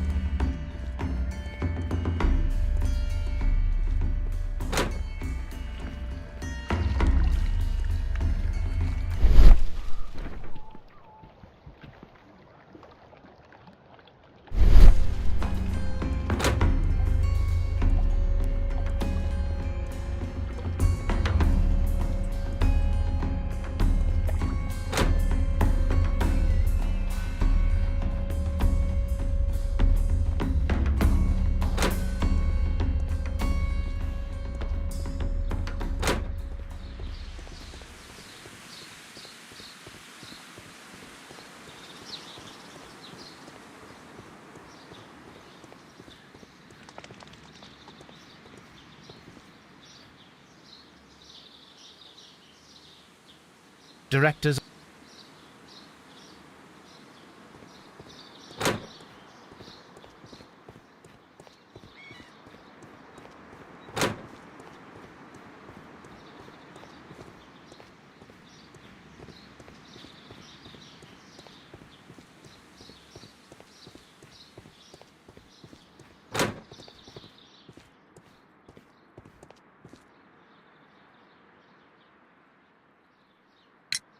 Tell me, have you ever heard of the Divine Syndicate?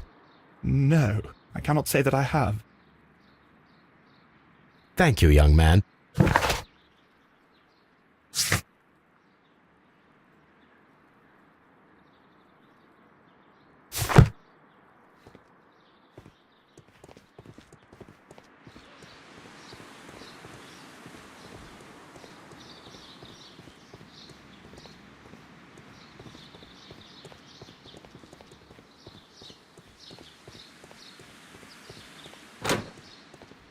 Pa.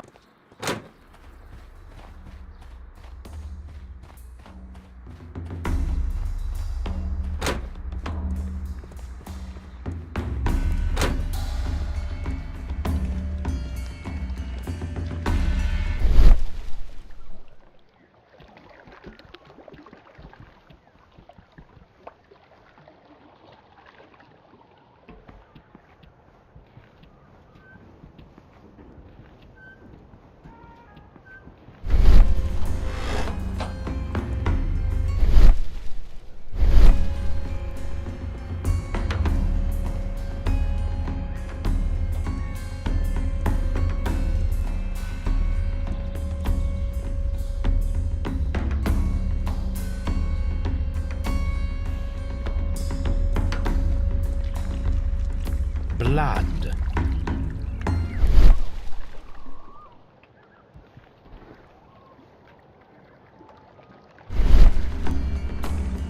The traces are thinner in some places. These boot marks are fresh. It appears as though someone was dragging their feet. The footprints reveal that someone staggered here. All the clues around here are quite suspicious. I need my imagination to make sense of it all.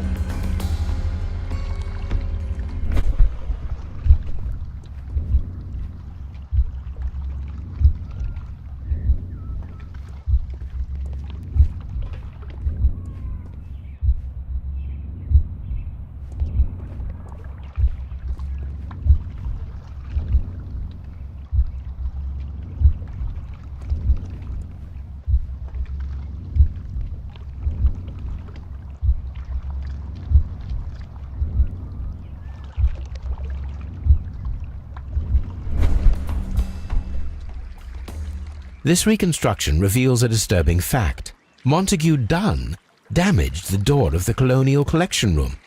He was in a panic, or the door was locked?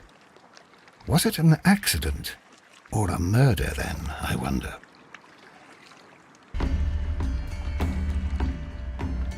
What should we do next, Holmes?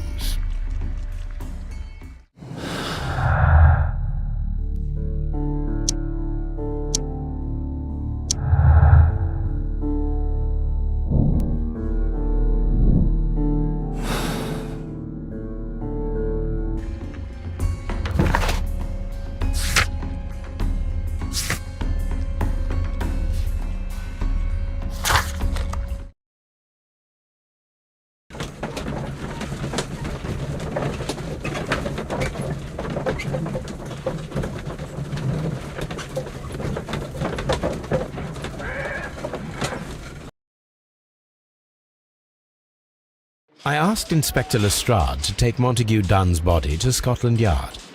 It's ready for autopsy then.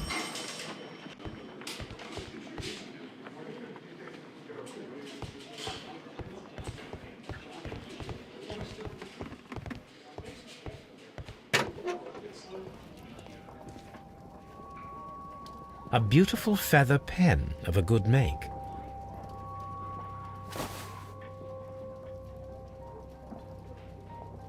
A membership card for the London Crest Club. This watch is of great value.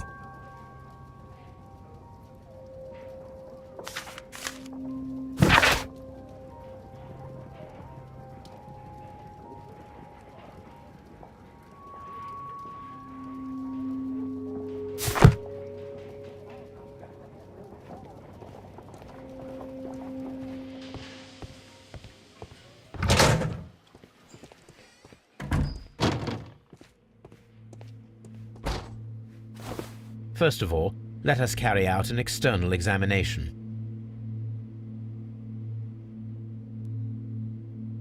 No redness, stings, or bruises.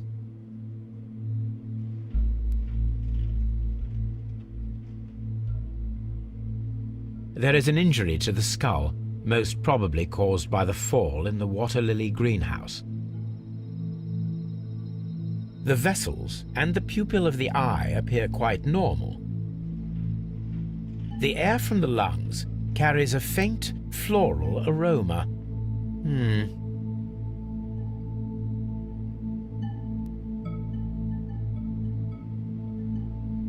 Nothing suspicious here. There are no suspicious marks upon the chest. Let us finish our external examination so that we can proceed with the autopsy. Now, let us examine the internal organs.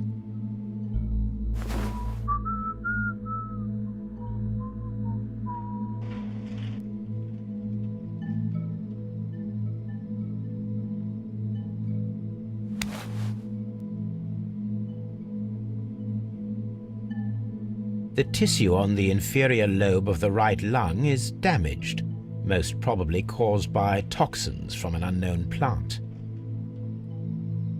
The lungs are congested and edematous.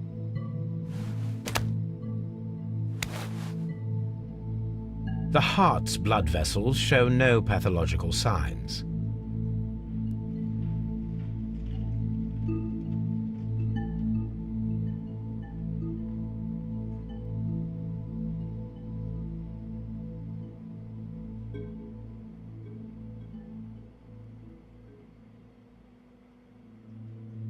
The heart tissue shows no visible pathological signs.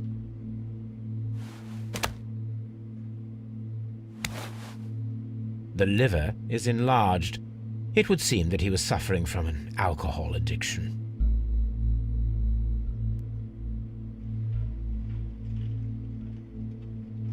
The liver tissue is brown.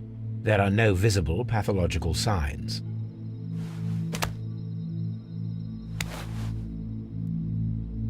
The stomach tissues show no visible pathological signs.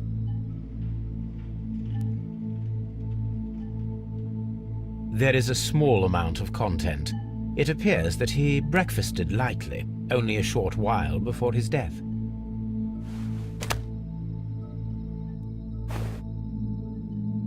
My suspicions have been substantiated.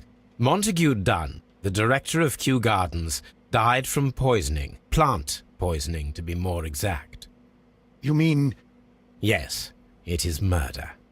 We should inform Lestrade. Yes, but do remember, Watson, that I discovered the murder. The challenge is mine. The challenge, Holmes? We need to locate that deadly plant. Such a perfect murder appeals to me. Murder of any kind appeals to you. Is that all we need to do? No. We also have the people working at Kew Gardens. Martin Hamish and the son of the victim, Albert Dunn. And also Miss White, of whom we spoke with Mr. Hamish. Should we bring them all here for interrogation? No. A few innocuous questions at Kew will suffice, as well as a discreet delve into their personal affairs. Yes, Watson, it is time now to open the doors. Even those in the staff building? I suppose that is necessary. We should also be concerned with the victim himself. After all, we don't know very much about Montague Dunn. You're enjoying this already, aren't you? More than a little.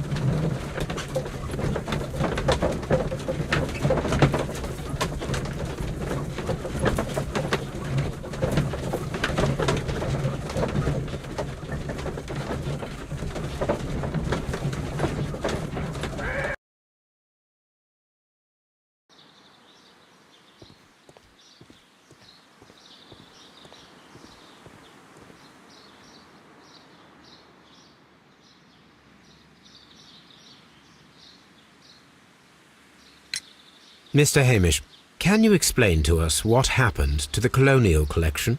It seems somewhat depleted. But, most likely maintenance work, tidying up. You're not sure, then? But you're the deputy director. Well, I am busy. I cannot be everywhere at once. As deputy director, how was your relationship with Montague Dunn? To be honest with you, Mr. Holmes, it could have been better. You see, every Tuesday he would carry out his inspection of the gardens, but it was solely to make an impression, great pretense that he cared at all. He would give out absurd orders, ignoring anyone else's opinion. He would then disappear for the rest of the week. He was what some might call a man of action. I'd say rather he was overzealous and chaotic. So after all, it was no wonder, perhaps, that he ended up like that, if you take into consideration his kind of lifestyle. You mentioned that Mr. Dunn led a particular lifestyle. Well, it's no secret that he enjoyed, celebrating, shall we say? He was a member of the London Smart Set. He was famous for it. That and... And... He had an eye for the ladies, to put it mildly, Mr. Holmes. Mr. Hamish, can you tell us who holds the keys to the locked greenhouses? That would be Albert, Mr. Dunn's son. Yes, Albert keeps all the keys, and one can only imagine why. What do you mean? Well, he was never interested in Kew Gardens before. And now, all of a sudden, he is trying to act as if he owns the place. I think he wants to take over the management here. He'd do better to leave that to me. He has no experience. No, none at all. What is your opinion of Albert as a student of botany? He's useless. I often tell him so, and I can only give him cleaning tasks. Botany is not his life's work, and his father well knew it. He was furious about it. He was? Oh, yes. He forced his son to work here, and he never missed an opportunity to criticize him publicly.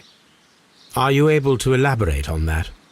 Well, for example, with our last exhibition here, Mr. Dunn had Albert make a presentation speech.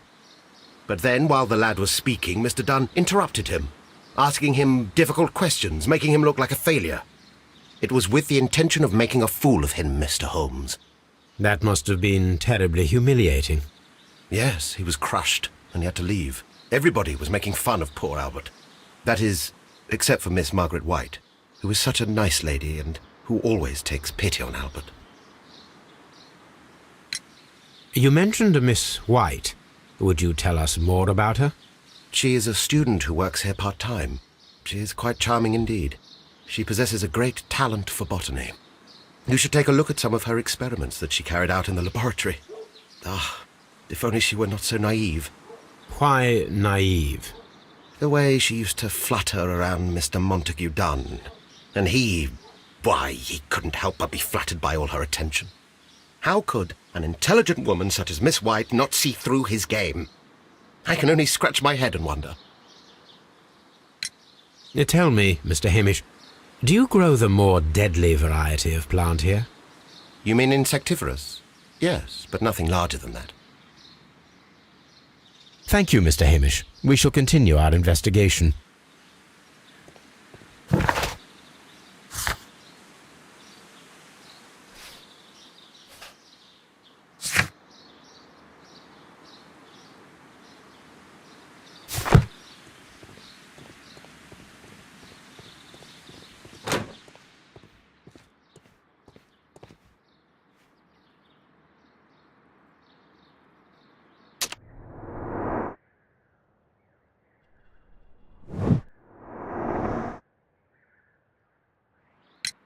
Who is Miss Margaret White? Ah, she is the young lady who studies with me. She visits here sometimes to help out with the greenhouses. In fact, she should be here today. She wanted to work at the seed house. That's the small greenhouse across from the large glass house. We noticed that a part of the colonial collection has been cleared. Ah, at the moment I'm just dealing with the storage room. I don't know much about the other rooms. I imagine that your relationship with your father may have been a strained one. Yes. I cannot say that he was a kind man, for he never listened to me at all. He forced me to work here. But now, after his death, I've been pondering it over. Perhaps he wasn't so wrong about me after all. I have to follow his path, and I have to manage Kew Gardens, and I can do it. I can be as good as any other who works here. Would you please tell us about Martin Hamish, the Deputy Director? Well, I have to tell you that Mr. Hamish is not and has never been the Deputy Director of Kew Gardens. My father would not have tolerated it. Indeed? Well, that is most interesting. He told us that he was. Yes, because he believes that the management should be passed down to him now that my father is dead. But in actual fact, Mr. Hamish only has the honour of being the garden's longest-serving employee. In fact, if we are to think logically at all, should be me who takes over the management of Kew Gardens. Do you not have a good relationship with Mr. Hamish? I suppose so. But we have very little in common. Mr. Hamish loves his plants and Kew Gardens, and I cannot say that I share his passion. I see. And how was his relationship with your father? Oh, he hated my father. It was obvious. He would be furious whenever my father boasted of Kew Gardens in the newspapers or at conferences. He was convinced that my father was stealing all of the credit for himself. But my father treated Mr. Hamish in the same way as he treated anyone. Dismissively. With indifference. Do you hold the keys to all of these locked doors? Yes, you can have them. But I cannot give you the keys to the cloakroom. The employees' effects are private. I am sure you understand. Thank you, young man. We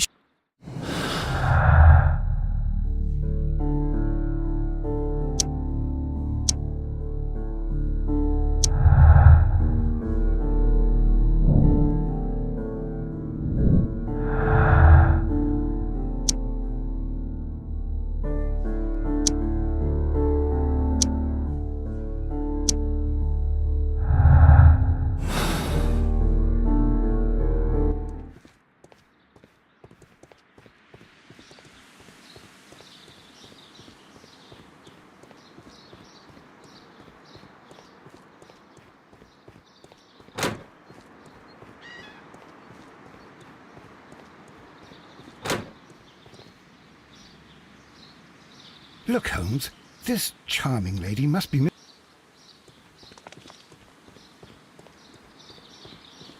open.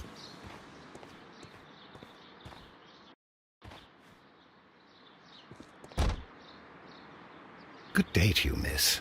You have some very beautiful plants here. Why, thank you, sir. And good day to you too. But... Oh, I do beg your pardon. My name is Dr. John Watson. This is my good friend, Mr. Sherlock Holmes. I am honoured to make your acquaintance, gentlemen. My name is Margaret White.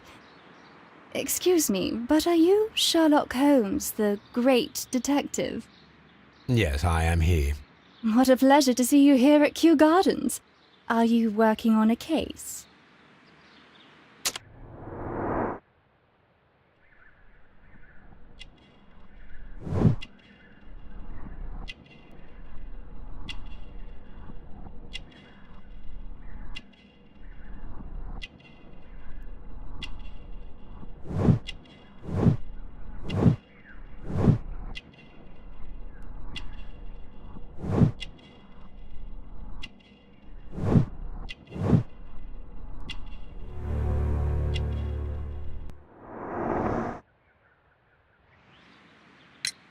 Yes, a theft of plants that took place here a few days ago after their most recent exhibition. Oh yes, of course. I quite forgot about that. Oh, it's quite understandable that you might forget about the theft of the plants, miss, after the tragedy that took place here. Yes. The director was a truly good man. It is such a terrible misfortune. Would you happen to know why part of the colonial collection was cleared? No, I have never been there. Do you work here? Part-time only. I am a biology student at the London University. I attend the same classes as the son of Mr. Montague Dunn. That is how I found my chance to work here for part of my thesis, you see. It is a great honour. How well did you know Mr. Montague Dunn? He was a master, a great leader. I saw him almost as a spiritual father. He had an exceptional nature? Oh yes, indeed. He was always so active and so optimistic, and very nice to me. Although he could behave harshly towards his son. Why so? He loved his son dearly and wanted the very best for him. It made him extremely demanding. Albert, who is naturally shy, suffered because of it. The Divine Syndicate. Does that name mean anything to you, by any chance? Not at all. But it is a very pretty name.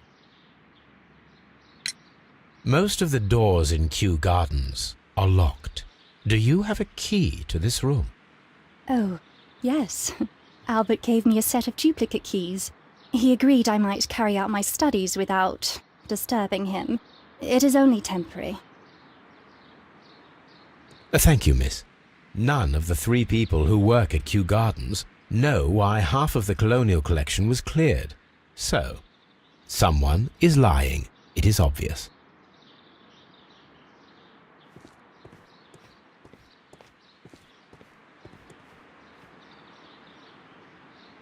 materials for college study. They belong to Albert. A book about ships, nothing at all to do with plants. These leather gloves are new and of good quality. They do not appear to have been used. This place serves as Albert's office.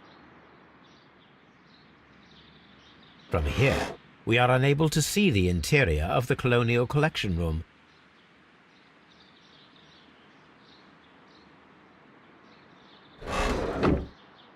From here, we are unable to see the interior of the Colonial.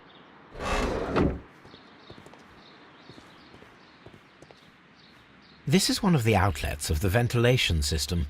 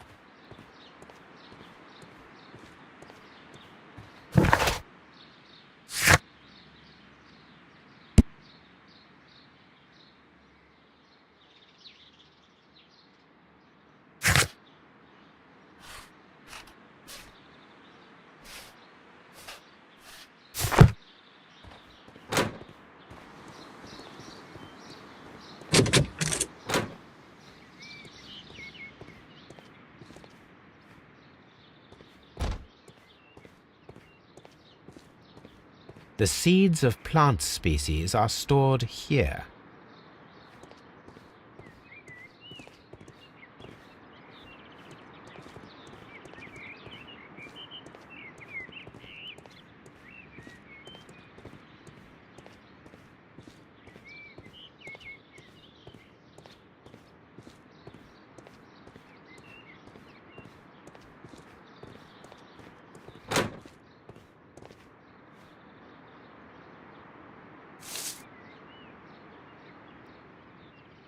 It is a bust of Montague Dunn.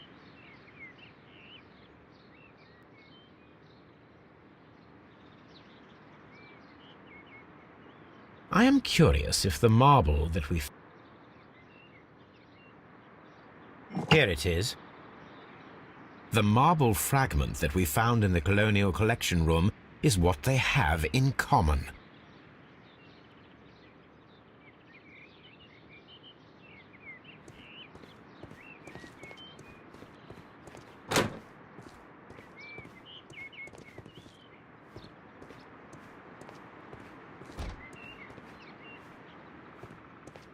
These young plants must be delicate if they are kept in the nursery.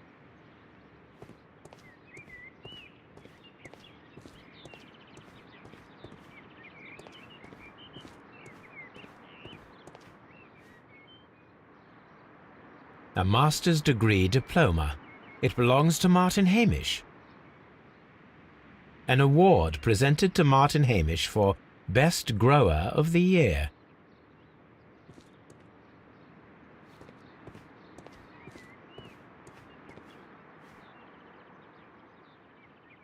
A thesis written by Martin Hamish.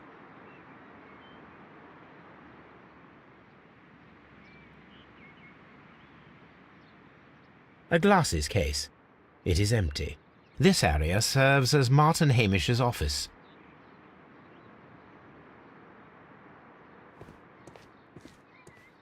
We can see the interior of the Colonial Collection Room from this window. This is one of the outlets of the ventilation system.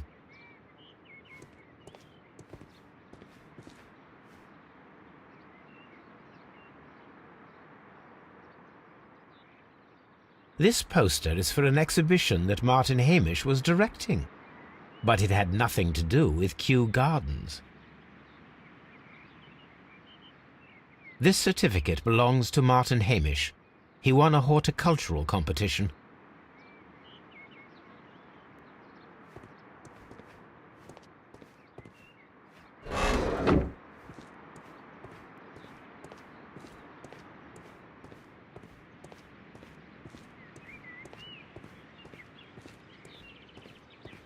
Locked.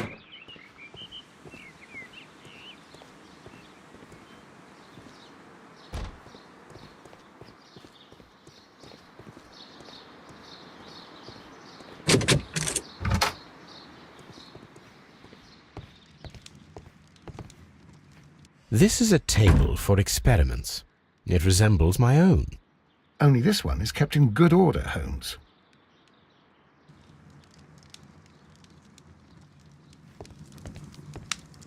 A phonograph used for voice recording. Remarkable. Yes, this is quite a modern laboratory.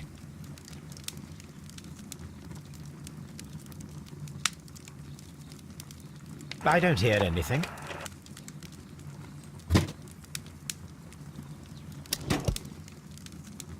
Martin Hamish's perception of plants. The notion of communication in the plant world has long been considered marginal, yet I remain convinced that some plants do indeed transmit chemical signals in the event of attack. A study report by Martin Hamish. I don't hear anything. And it seems clear from these multiple experiments that plants do respond to their environment and have a form of consciousness. Margaret White, February 1895. Report number 245. Study report.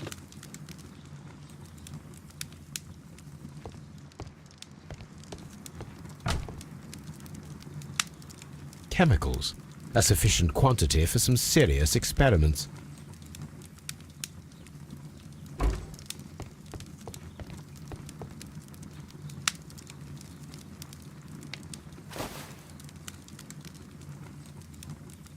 This student's book belongs to Albert. A botany book.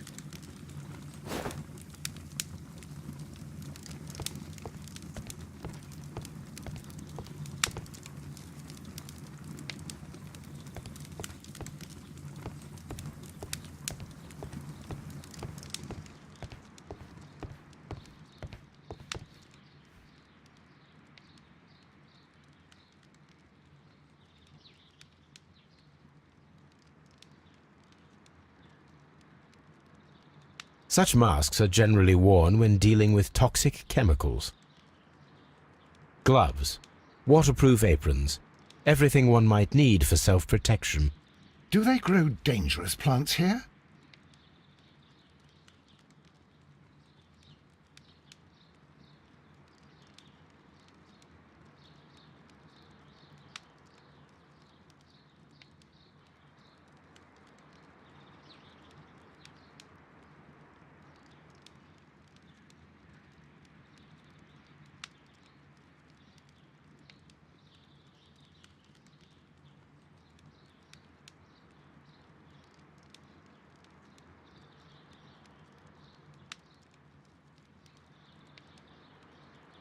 It appears as though the protective equipment is missing from here.